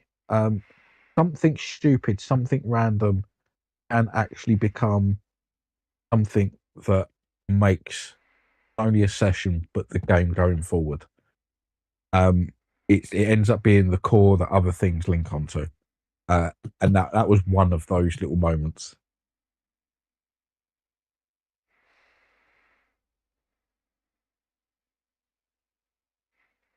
Lot, oh yeah, but it was brilliant. Like his character was really good. His character, and then you all proceed into that vault, and I had to laugh at you keep as you all picked up items without fucking paying attention first. that I'm not gonna lie. was good. Um, I mean, that was back before. I mean, but no, I mean that's not that turn. That was when we got the AIs and stuff. That was the previous No, campaign. no, that was this campaign. You walked into that vault. Kieran picks up sees a pendant with a blood teardrop going. I should Oh protect yes, this. I need to protect this. It immediately bonds to him and he has to resist trying to murder you all. yeah, You pick up a ring yeah, that got stuck on you when you lost all your magic. yeah. And I do believe the deal I made was very wise. And you lost all your magic temporarily and had an imp called Is It Yeah, following you around for ages yep. that always spoke in third person, so it was always like, Is It does this? And I will one day use that item. And then you made a deal with the demon Blizzard, Yeah, who will assist you at one point in the campaign yeah. for a price. I honestly, do you know what? If at any point I decide, I'm done with this, I might just and do you know what? That won't happen because I'm very happy. But if I do and I've still got that item, And then you I got given a might just go. handkerchief of stars by Lit, who then put on his robe of stars. I do. Yes, I'm upset. I've not been given. Well, I'm not upset, but I shouldn't always get it. You should never always get what you want in D&D. It's not how You the haven't game had a works. robe of stars for 2 campaigns now. But I do love a robe of stars, and I do overuse it because I do know how to use it. But Yes. to be fair, but one of the things I did do in the and this is what I do love about. I've mentioned this to you before, but I might as well say it in public. One of the things I do love about your storytelling is how things do come back randomly. And one of the things that I did with my robe of stars in the previous campaign was remove one of the stars off of it and give it to someone else. On a handkerchief. So they could use it because we decided to basically nerf my robe of stars use because I was You were it's using it in very, every very fight, powerful. It's every encounter. fight, and it is very powerful. And I was getting very lucky on the rolls because you get a chance of basically recharging it fully every day. But if you fully use it, it dies. So we took one of the stars off. Instead of just removing the star and doing nothing with it and just saying it's gone, we made it into a separate little artifact and gave it to a friend. And it became the handkerchief of stars. It had one star on it. And I now have that back. It came back. I'm not allowed a robe of stars, but I'm allowed my handkerchief of stars. So it's there in my back pocket and it gets recharged. It doesn't fully die now. But it's it's a nice thing. I love it. It's great. Yeah. Well, it's brilliant. But it's also then Lit putting on the robe of stars in front of you, which is even funnier. That was me Which just was going, even funnier. that was me just going, you're not having this back. It's his, not yours. Yeah. I mean, I know I'm not getting it back. And to be fair, In- stuff like that is more fun for the group to hear my reaction going, oh, for fuck's sake. But it's also the fact that it wouldn't make sense for you to have the robe of stars because established in the lore of this world already, as you already knew, Lit owns the Robe of Stars, and it's a like a once in a time artifact Yeah. in this world. So it wouldn't make sense for him to go, here, have this, when it's the thing that saved his life. He's not going to let it go Yeah. because he's going to need it in those like opportune moments to save his life. And he even used it in one of the conversations the when you revealed the description of the person that had mysteriously attacked you to go and Yes. contemplate what the hell is going on. It's one of those.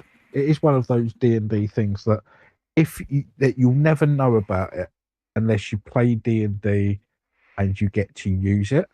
But once you do, you realise that it is such a great tool. I mean, yeah. Oh If no, you're a but I spellcaster, also, it is as you know from genius. my campaign, I like to make lots of custom magical items. Like, Yeah. I'm one of those people that I like to give you magical items that grow with the players. Like, very Yeah. much so. Like, it's very much a thing. I like to make items that grow with the party. For example, the Black Blade from the first campaign that, Sasha had, Yeah. that started as a simple katana, which is a black katana that just had lifesteal on it, gave 1d6 life back for every time she attacked someone. As Mhm. long as they were not an automata or construct or something or magical basically. So as Yeah. long as they were living things, you got life back for it. Then evolved into the black claws, as it started taking over because the blade basically got broken slightly and the spirit inside of that blade got loose and started basically took over like one of Sasha's entire arms as she got higher Mhm. level and it became. And it's like I also have these items also have like stories I like to give them that like this that evolve as the campaign goes on as well. Like I'm very much into I like to have these stories that go on that if you make certain choices, you like example Mist in the second campaign that we did when when Kai joined when Kai in as this is the thing that I think we discussed this before, but I think we should discuss it again. The fact that the item Mist and the item Alpha One weren't Alpha One was not meant for you, and Mist was not meant Yeah. for Loki's character Kai. Yeah. We It, both we both got the opposite thing. yeah, you got the items that weren't meant for each other, and as I think we both discussed from that campaign, it made the story better for it. Yeah. That you didn't get the right item, and that even though I'm like, I could have done that, I'm like, oh no, don't open the box, and it's like, and then look, and then just the weapon attach it, like Loki, like I'm gonna have look, it's looks like a thing goes my arm, puts it on, and it just basically attached to their arm. Like I say, and also you could have said no. It has, it's done nothing to you. Hmm. And then there was many ways that you could have changed it so it would have gone to the right person. But what ended up happening, because what weirdly ended up happening, the limitations that each of us had with the thing that we got because it weren't meant for us, Yeah. it wasn't built for us, kind of made the secondary abilities that they had our primaries, and they became really cool things. Yeah. And it was, and also I think it was the way each one of us reacted differently with our AIs that came with that really did sort of round off the personalities of each AI. Like for instance, Loki really treated his more like a companion. He was really interested in what was going on with his. Whereas all of a sudden I had a voice in my head, and because of who they were, where they were, and what they're from, just assumed a god had started talking to them. Oh yeah. I think the other thing as well, it wasn't just that, it was you started assuming it was a god, as to which the AI in that thing immediately went, oh for God's sake, he's a simpleton. I am Yeah. surrounded by idiots. To which the AI proceeds to insult you for the next 20 minutes. It's just like, went on a tirade of insulting the three of you for 20 minutes. Why am I surrounded by idiots? They don't even know what technology is. What the hell is it calling magic? I'm not a god, shut up! And it's like, it was the fact that these characters that you'd made had come from all these different, had come from this world of fantasy. because come from all these different fantasy universe, this world where magic is very much a thing. They've only just reached like they've started building steam technology and airship and steam tech, steam engines and stuff. So Yeah, they yeah. and they've just made what they call the mage rifle, which is like a musket basically. They just made a musket. It's like the first one they've ever made, and to be given here's an arm cannon that fires concentrated magic basically at people, and Yeah. here's a drone that connects you with nanites, and now it's speaking to you in your head, but also can speak out loud and has machine guns on it. Yeah, but like I said, the one thing that got me, because I did make the decision to step, because because I was like, oh, this voice in my head is a god. Um, I purposely gave the two things their own personalities. And it was at one point when Loki, all of a sudden, and I'm sure it was Loki, was realised like, wait a minute, and it's like, whoa, whoa, whoa, table talk. Are you calling? You keep calling A1 or Alpha One's voice in your head God? It's like, because my character thinks the voice in his head is God. Why else would he hear a voice in his head? Exactly. But it's Alpha One. It's like, yeah, I know that. The character doesn't know that. He Yeah. thinks Alpha One is Alpha One talking to him, and this is God talking to him. And for some reason, now all you people can talk to him in his head with God. And it's probably because God's did that, done it. Oh, okay. And that's how I kept it.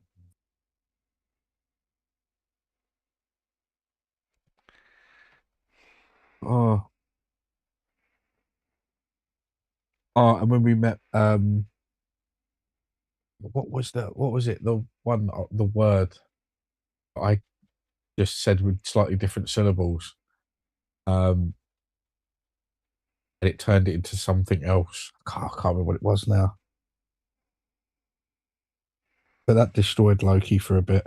It did, but it was that campaign had so many fun instances in it, so many fun It did. moments. The fact that it was your fault that Josh's first character died, and I think when that happened, I think both me, Josh, and Loki all just burst out laughing at the fact that you were the reason Josh's character died because you were holding them as a meat shield. Oh, yeah. To try and get them to behind cover, but you were holding them in such a way that when this thing walked in the room, this giant four-legged robot walks in the room with miniguns and just shoots at you, you went, no! Oh shit!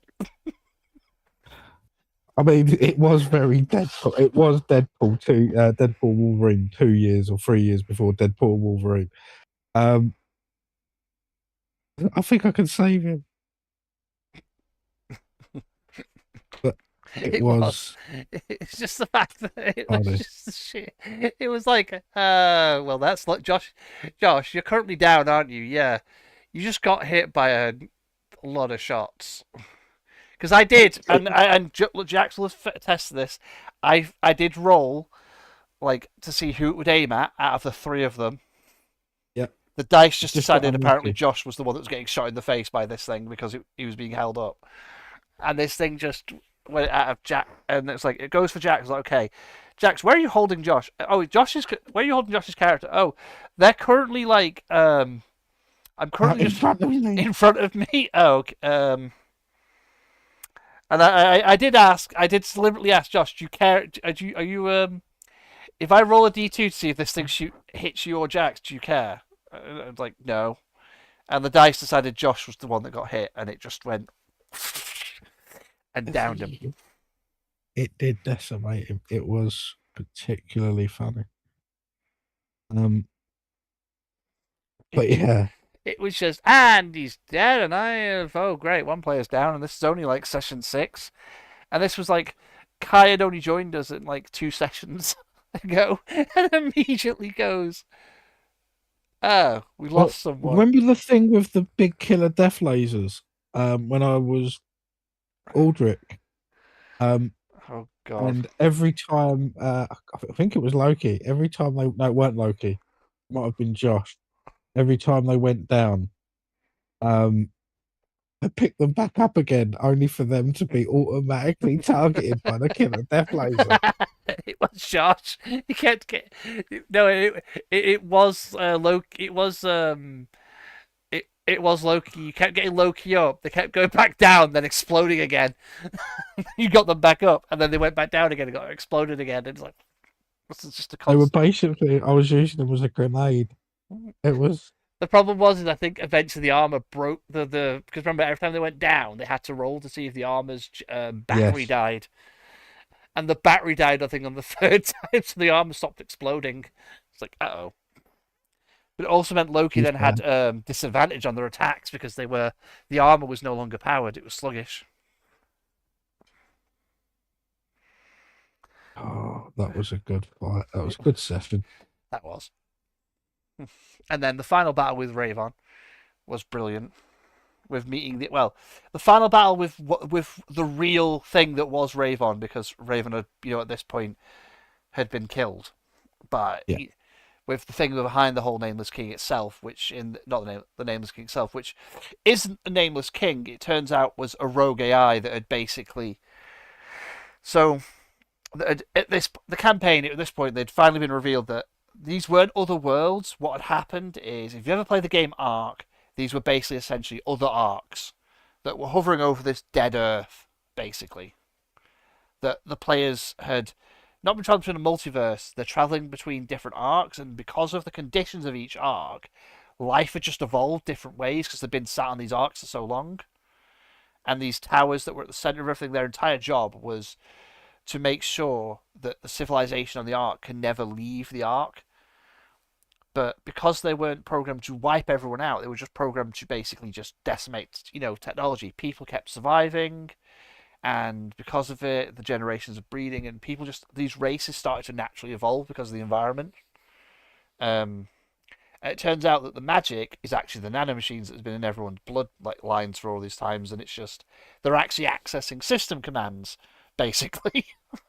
Very similar to how magic worked in Sword Art Online. Yeah, but it turns out the nameless king that they've all been like worried about isn't some big demon or some big creature from another dimension. It's a rogue AI that, as they're revealed to like the original creators of everything, the original creators of the system, were their ancestors of the party. Like they were the actual party members' ancestors, like their bloodline from centuries ago.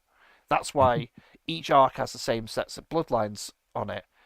Was because those they were the only bloodlines left when the people basically died. So they had to repopulate the arcs with clones of themselves originally to start everything over again. And um, the original, like, it turns out the original version of Ravon was the whole reason the arcs were made because the original Ravon was the person that created this AI, the nameless King AI, and basically it needed to be shut down because it started to make civilization run effectively. It started infecting everyone and basically taking them over, so that Yep, everyone was linked by one mind and basically, look, it's my perfect ordered world. it worked. It worked, but it was because it was the AI's only logical way to stop everyone fighting, having these infighting wars over resources and stuff, and work together, which wasn't, it makes sense. It's logical. It's what the AI can, rather than wipe everyone out, just connect everyone through a same neural pathway, so they're all under one mind, no more individuality. So in order to do it, they basically destroyed their own world, like nuked it to oblivion, and they trapped the Nameless King on a station, on one of these stations disconnected from the network because they thought they'd wiped it out, but it turns out it had escaped onto one of the stations. So what they did was Almost disconnect. nowhere.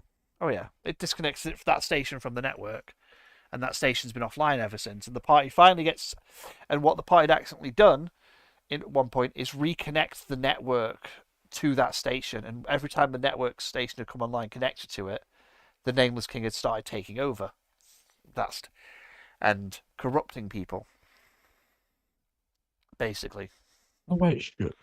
Yeah, but The final But yeah, fight was against the Nameless King's true form, which was this massive hulking machine that was emerging from the lava and was so big that they only could see the head of it, yep, and its mechanical tendrils popping up through the lava to try and basically swat them. And it was like a multi-stage boss fight, I think. yeah. I think at the end, Kai survived, and Kai survived. Baldric survived. Barbie went down at the final stage, but I don't think any of you died. You all survived the fight. You were all badly beaten at the end of it, and in doing so, it We were. activates the reseeding protocol, which is all these arcs land back on the original planet, and they begin to reseed this world with life and repair it. That's the point. Mm-hmm. But yeah, it's one of them things. It was such a really well done, not well done, but it was like such a fun little storyline. That final fight was pretty epic. It was just that campaign was It the all end. just worked out just right. Yeah. Really. And then our current campaign has been. Okay, it comes down to not only good storytelling, but like I say, it's not just any individual player because everyone has to sort of pull their weight and that sort of thing, and it is just a give and take with people telling their stories as well as helping someone else tell their story as well. Yeah. It is so easy to dominate a particular game. Yeah. And it's like, I like that Kai's character fit in. Kai's character was the only person that was from the original world that you all came from. Not that you all came from, but Kai was the only one from that world. Everyone else didn't come from that world. They came from somewhere else in the end.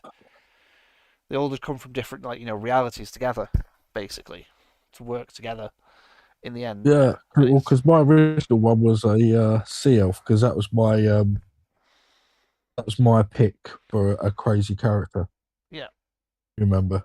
Your crazy character was a sea elf because sea elves didn't exist on Alyssa. Alyssa only had land elves, which were because the elves in that world were all kind of barbarian. Were the barbarians of that world who were the quote unquote barbarians, because they're not barbarians. They're actually the race that the only race they're essentially the race that, because they lived for so long, quite a few of them have survived like calamities, and because they lived for so long, they've been able to pass the knowledge on of each calamity that overtaken Alyssa. So it was, they realized, and then eventually they figured out the cause. The towers always, they figured out the cause and realized we need to make sure no one ever goes there, because every time someone goes there, 50 years later the world dies. Something bad happens. 50 years, every time someone gets inside, 50 years later the world dies. But we can't fortify it and make it like some massive super fortress, because if we do that, everyone's going to want to just take us out to get to the tower. And then we've made it a target. Yeah, they're going to want to know why we're doing this. So instead, anyone who starts doing certain knowledge that will allow them to breach it will just attack and destroy, and then no one knows why we're doing this. We destroy records of it constantly, which was successful until the party had broke. But the campaign started as a reboot of a campaign I initially was going to do, which Jax, you were part of the original campaign, so was Josh. Yeah. But it was set 45 years after the original campaign that we did. That was a short-lived one because everyone that was in that original one left the group. Pretty much, yeah. Yeah. Because we weren't able to do because the time we had to change the time, so half the group had to leave, unfortunately, because of stuff that came up. We had to change the days we were doing D&D. Yeah. And then that happens, but yeah. Now we've got a good group. We've got a permanent time that I don't need to change anymore. It's my, I prefer doing it on that day. It's much easier for me. But we are going to end the podcast shortly. I need to do all the end spiel anyway in a moment. But that campaign was fun. That it was that the previous group of adventurers had breached the tower. They'd all breached the tower originally, and that group of adventurers had chosen to basically keep the world, to start the end of the world in 50 years' time, but they were forever sworn to secrecy. They wouldn't tell anyone what they'd seen in the tower. So the governor of the island basically refused to give them the money that they'd originally promised, and promised the money to whoever could come in and tell them what happened there. Which, by the way, you never claimed your reward for breaching the tower. You never went back to Lady Saltspear in that campaign and told her what was in the tower and got the 10,000 gold each.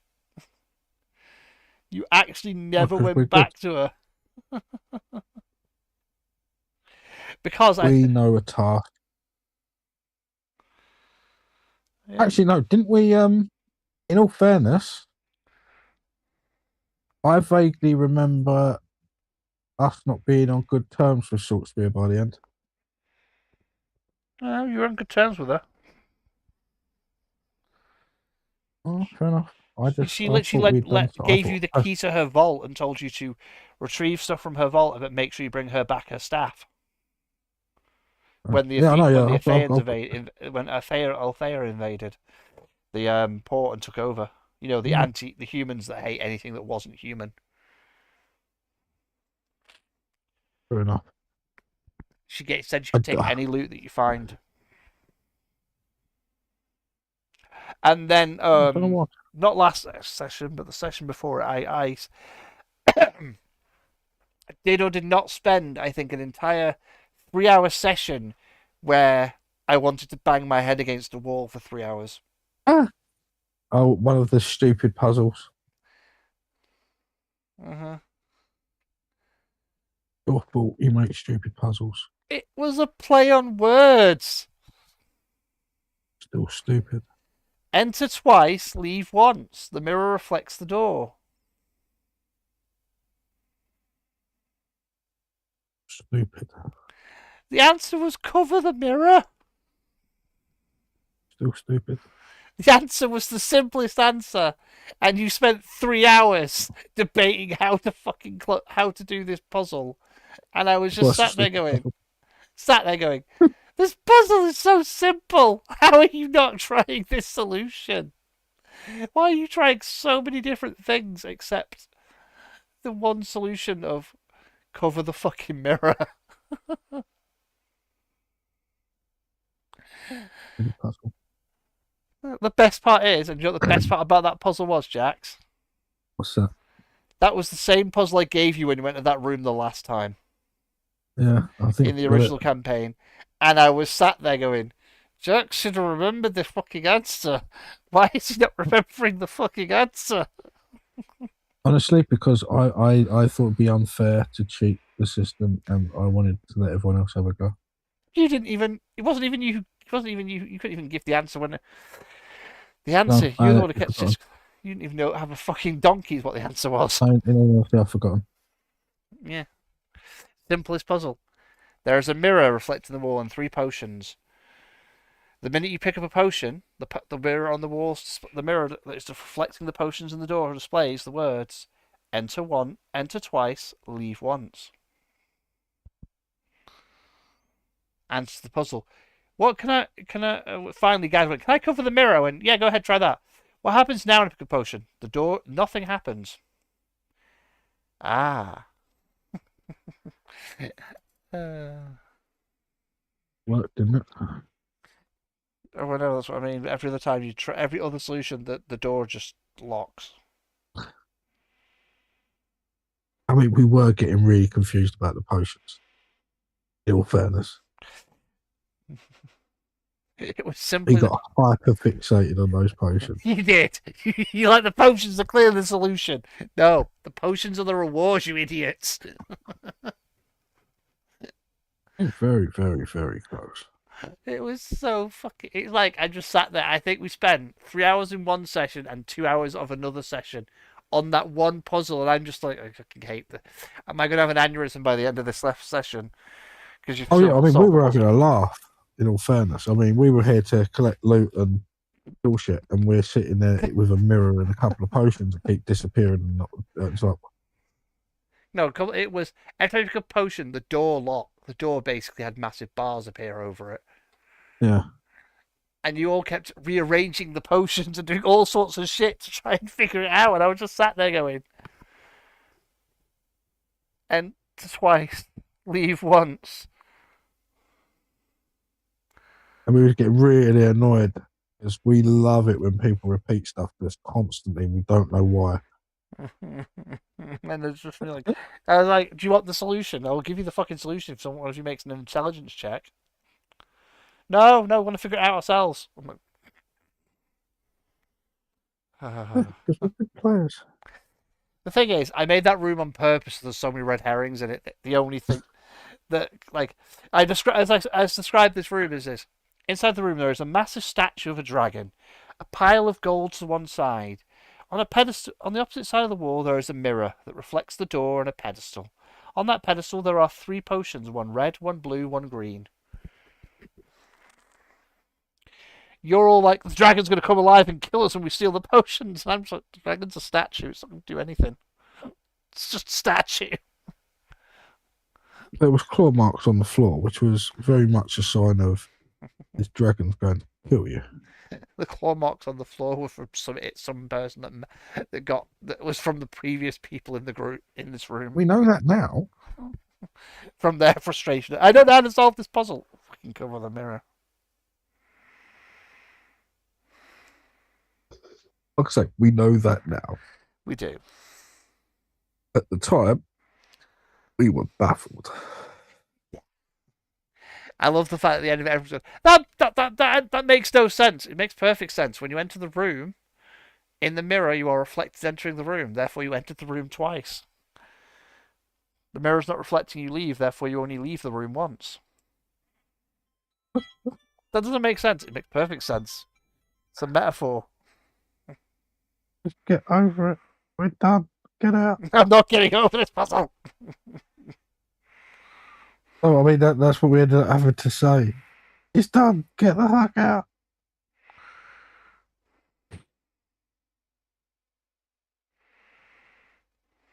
Oh, yeah, no, good days.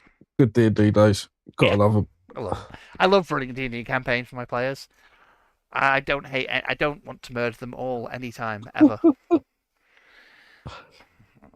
You've been incredibly lucky with your players, in all honesty. I have. I've only ever had the only bad players I've ever had is like those two. You came across me.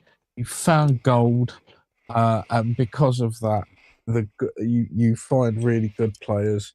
And I managed to whittle out the really annoying motherfuckers. I've been incredibly annoying myself. They go and we keep the cream, the pure cream.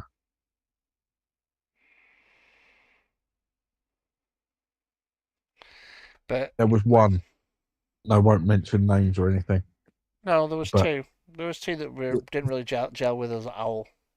Well, there was two particular that I didn't realise were a pair, and one of them in particular was really freaking annoying me, and I made it very clear. In improvisation and in D&D, you really there is a lot of give and take, and it's very difficult to get a story or even a rapport going with anyone if every time you make a suggestion as a character, they just go no. Okay. What do you mean no? I was like, oh, my character wouldn't do that or this. And I get that if the character wouldn't do it, it's fine. But the characters just seem to be against everything except for drinking copious amounts of beer. No, Yeah, and I that was did the make- first campaign we played. Yeah. And the dwarf guy. I was on about in my campaigns. I've only ever had 2 players that I didn't like, which was not that I didn't like. I kind of got along with them. It was you that didn't get along with them. I don't think. Oh, Really that's what I think we're talking about the same person, the German person. no. Oh, That's okay. that's the dwarf cat. That's the dwarf guy, and that's the first robot that just sat there and drank a lot is the dwarf from the first D&D campaign we both played in. The person I'm on about is the one who became the blacksmith. Yes, yeah. You're when you're talking about you think I'm talking about the one that wanted to steal the table. That was funny. I loved that guy. Got really annoyed that no one else wanted to steal the table, but they drag a 16-person table around everywhere. Also the fact that in the that combat where in that bit with the goblins in the cave, where both me and the other guy, me and him went, we'll let you go. if you're doing Yeah. it. To where, and the other guy, what was it? That was the bit where I will admit, is it Darren or was it Darren or the cleric where I got actually annoyed at one of them for It was that was the cleric. who 'Cause there was two with very similar accents. just started killing the goblins. Like, I'm like, Yeah. why? We just made a deal with them. They'll let the people go. We let them go. Yeah. They're intelligent beings. We don't need to kill them. Yeah. And I'm like, I refuse to help you in this entire fight. I'm going to sit here. I'm not going to do anything. Well, no, the one that I was in particular, we had two people. One of them was they were German. Um, and in particular, I had worked out a fantastic little plan that would work with my ability to be a bit sneaky. And I was like, I'd come up with this great spiel to like the actual NPC, and and I was like, "Isn't that right, group?" And she just went, "No." And that was the first time I was like, "What are you doing? You don't even have to speak at this moment in time. If you disagree, just disagree. Like, just be quiet. You screwed up a whole story point." And they did that more than once, and I was like, "Okay, I don't like this person." And I openly said it one time that they weren't there, and then that's when you pointed out that the other person was their friend, that they hang around together a lot.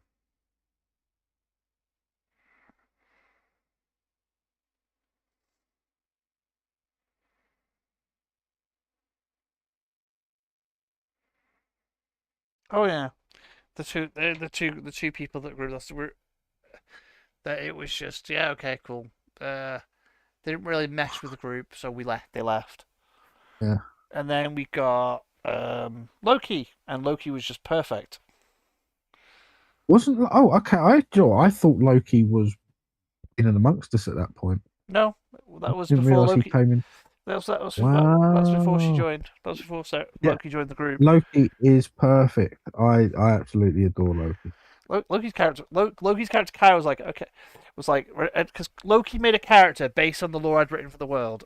Elf. They wanted to be an enclave elf. They were asking loads of stuff. What's life like? I'm like yeah. I want to be kind of an outcast one that's like left because they want to do their own thing. I'm like, yeah, that's fine. It's like we came up with the whole thing. I'm like, yeah, this is brilliant. And like Loki gave me a character that gave me opportunities to at a point in the story when I knew you were going to have to go to that homeland, gave me a character that I could actually fit into the story of this land a little bit. Yeah. I was like, yeah. So basically, you've been running around with the princess of this land for the entire fucking time. Essentially, the princess of this land is your teammate. Wait, what? Yeah, she doesn't like her siblings, and she's basically left on her own accord because this is what she wants to do. She doesn't want to. She doesn't like her being like the rest of the family. She doesn't like sitting and Yeah. observing. She's a a doer, not a watcher, basically. So it's why Loki had left because she's the black sheep of the family because everyone else was confined to being to only interfere when necessary. And Kai was, I want to explore the world. Mm-hmm. But But yeah, also, no, and that's it. It's just the fact that she was someone that actually wanted to join in with the group, as well as bring their own characters things into it, but without disrupting. Um, well, it was most but of their characters like backstory characters I made up myself by asking them, "Do you how many siblings do you reckon your character to have?" Because like they don't the backstory of the game was basically like the world I'd done. They're from the Enclave. They're estranged from their family back in the Enclave. I was like, "Do you mind if I do this, this, and this for your parents?" And when I was coming to that section, I was like, "Yeah, no. It's go. You do what you need to want with like the story of the character. I've only really like they've got parents. That's about it. hmm, They're alive, and it's like, yeah, cool. Thank you. I will do. And then it let me weave it into the story in a way that didn't override the story and make Loki the main Kai the main character. Because at the end of the day, Kai is still just another member of the party. At that point, they're not the main character. The only thing that makes them more of a main no, character but in their film. their story at that moment in time was the more interesting one to follow.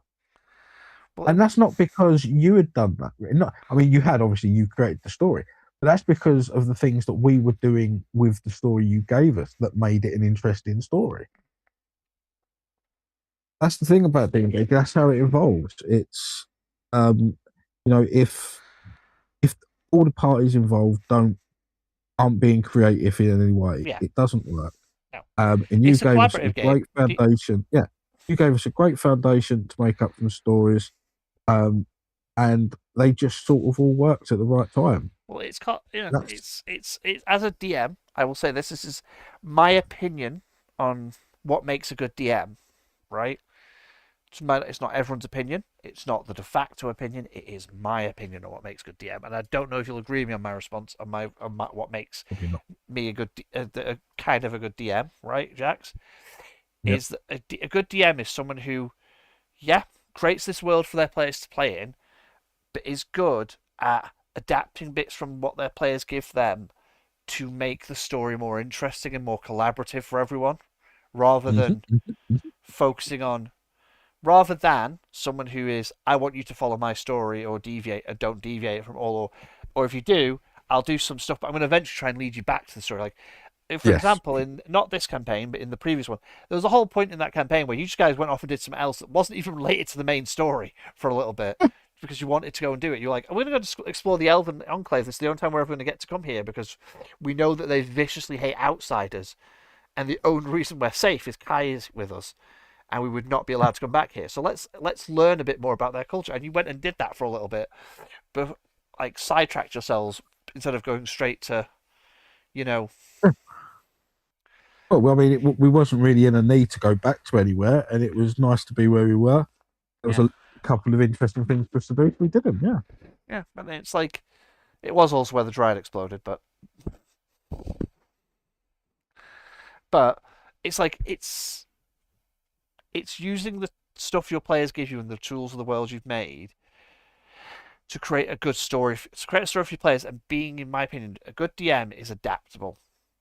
You can't be, in my opinion, in D&D as a DM, you cannot be rigid. You can't just go, ha ha ha, it's my way or the highway.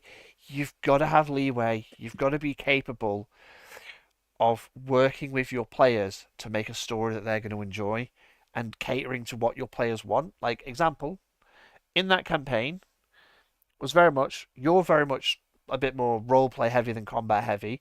Josh was a bit more role play heavy than combat heavy. John's very much into his, playing his character because Mhm. when John rejoined us, and Kai's very much into playing a character. Like all of you were all, so it's combat in that became less of it in that campaign was less of a was not less of a thing because the combats that you had were still hard, proper, full on combat, but it became more, what inventive way can we solve this combat, or inventive way, like solution to Yeah, our I mean, problems. don't. Yeah, I mean, not. It's not saying that none of us enjoyed the combat because we all do love it, especially the results of it. Um, but sometimes, especially when you know you've got a fight coming up, it's kind of fun to see how you're going to win that fight, especially if you can win it in a cheesy way. And that's what we did a lot. We made tactics and we come up with things, and sometimes they worked, sometimes they didn't. Yeah, Sometimes they worked a hell of a lot better than we was expecting. Um, I mean, a great example um, is the incredible life story. I mean, we're going to run out of time, but the incredible life story of Clifford, the big yellow bastard, our pet Atugia. that from that Um, first campaign. yeah. Um, so got a, we managed to charm and tame an Atugia. Yep, We both carried it around for a long time. It did its job. It was helpful in combat a lot. Yeah, I mean, it was a member of our party, a very important member of our team. Yeah, Um, but by the end of that story, for many reasons, one of them uh, being that one of the characters had literally just given birth to a Cambion child yeah, and needed something to guard it. what better than a Tugia? We it was given intelligence. He cast awakening It on was it. awakened. Yeah. Um, and it was left, Yes, and it was, and it reappeared in the new campaign. yeah. Uh, As Once the, again, just great. But like, none of that would have happened unless you let us mess around with that. Um, I could have and at that point when Dermot was trying to feed the Atugia and give the Atugia, some food. I could have turned around very much, and I would well within my rights to turn around and go, no, it's not gonna, doesn't care, it doesn't yeah, give a shit about what you're doing. But no, I went, no, you know what? I'm gonna roll with it. I'm gonna give you the option to this, and I was like, yeah, you did really well. I'm like, yeah, cool. The Atugia follows around. It's somewhat of a friend, and it's like, as you were feeding it more, it came more of a friend and more.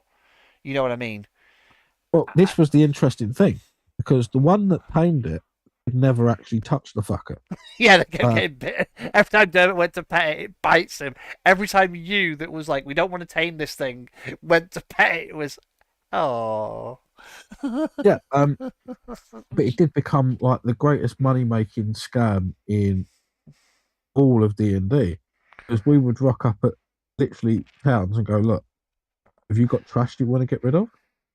Fine, bring it to the Atugia and put money in the pot. Um, if not, by the end of it, the Atugia is going to be hungry, and we'll just let him off the lead. And we'd come back, the Atugia had been fed, and there was always money in the pot. Yes,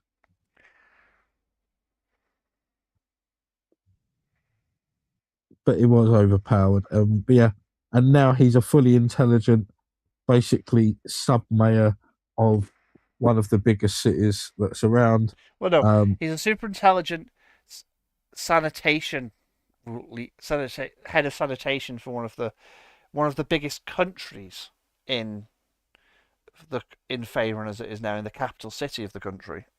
yeah, but he has the ear of basically everyone because he's an ancient being. Yeah, and also talks a lot like this, because what we want is what you have: civilization. He has become funny. Yeah, he's like the super sophisticated, but he's this giant, fuck off, ugly thing that wouldn't exist if it wasn't for the mind flayers fucking with everything. That's virtually immortal, as we found out, because originally I was like, I don't think it'll be alive. It's been 3,000 years since the last campaign. And we checked and found out they were immortal. It's like, oh, fuck. God damn it, they're immortal. They just tend to keep growing, which is why he lives in the sewers, because he's so big. As by where you were stood being 20 foot above the ground, Yeah. he is literally, his mouth is still higher, that was still bigger than all of you. It's just like, oh crap, he is the size of the sewers now. He can grow. I mean, he's the sewers. I mean, it is just, Yeah, yeah, it's just big time. it's like, yeah, like, and we've got callback characters from this campaign that are like the like Lord Vanamthur, like the mayor of the current city, who is Yeah.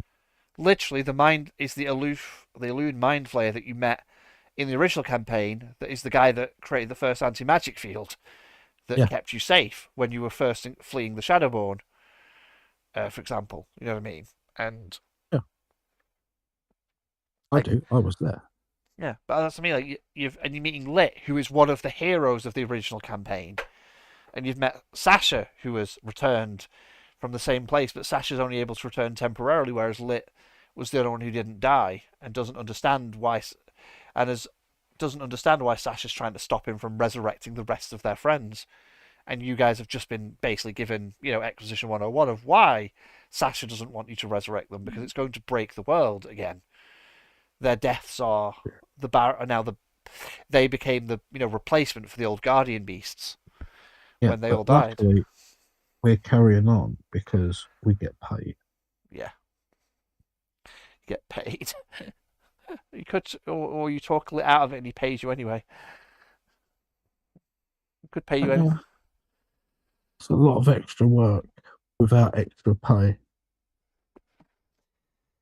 We'll see how the finale comes down to it, because the bad guy needs a new vessel, and someone may have inadvertently given him a new vessel. That's all right. You do realise Wynn has been anchoring for a chance to shoot Frenchie in the head. So I was about Frenchie. I know. Oh, well, either way, I mean, In I'm battle, just, bad things I'm happen. just remembering the shit you did in Act One. That I'm like, you've just given me loads of reasons, loads of things that are going to give you consequences for your actions later. Good, as long as I get to use the ring or the special call. Yeah. Don't Well, mind. you're currently fighting the Shadowborn again because they've returned. They've been able to breach through the world slightly in one of the continents. Fair enough. That's what you're fighting. Remember, currently the Shadowborn. I remember very little. I know we had a conversation yesterday Yeah. or the day before, but I remember very little at the moment. That's the problem with that. Because of Gad's new work schedule, we are having issues with the current DD. We've got loads of these 4-week gaps, which means even I'm forgetting stuff that I have Well, we written were going to down. have a big gap over Christmas anyway, so it's fine. Yeah. These things happen every now and again, and to be fair, we've been very fortunate compared to most D&D groups that we've been so constantly We've been active. consistent we've been every single Tuesday for like Yeah, the last, I'm gonna say, I want to say 2 years now. yeah, at least. No, 3 years now. Yeah, because well, we were doing this before I got married, so yeah. Yeah, so about 3 years now. We've been doing consistently every Tuesday. It's only like in the last few months that we've had 4-week breaks and then 4 weeks of D&D, Yeah, which is it's which the reason why I'm shortening the campaign from like being a bit Act Two being a bit shortening Act Two down to be basically a bit shorter and Act Three to be a bit shorter is just because I feel like it's more fair because then I can work on stuff, for other stuff for a bit, yeah, and we can and because I love having Gad around because Gad and Loki are the two best players we've found. yes, And it doesn't matter. The problem is we can't change days because unfortunately, if we change days, Gad's it's not going to help. Because yeah. even if we change the days, Gad is still Have for issues at some point. same, yeah. So it becomes we have to find an issue. We have to find a way of work around it. And my current suggested solution, I'm not sure if you'll go for it.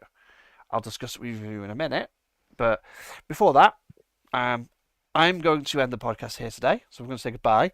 Before we say goodbye, we are going to be live on Twitch on Sunday this week, as per normal, our normal gaming stream on Sunday. We're going to be playing with my friend Luca. We're going to be playing some games of It Takes Two. Yeah. And Okay. the channel first video of the year goes up this Friday. So have a look on the videos. We do have some issues on some of our videos we've recorded in January. We didn't I find. personally think they're the best issue. I don't think they're issues. I think they're features, not bugs. Look, just because you're the only person who can be heard on the videos and not me, you don't You're get. so lucky, people. So lucky.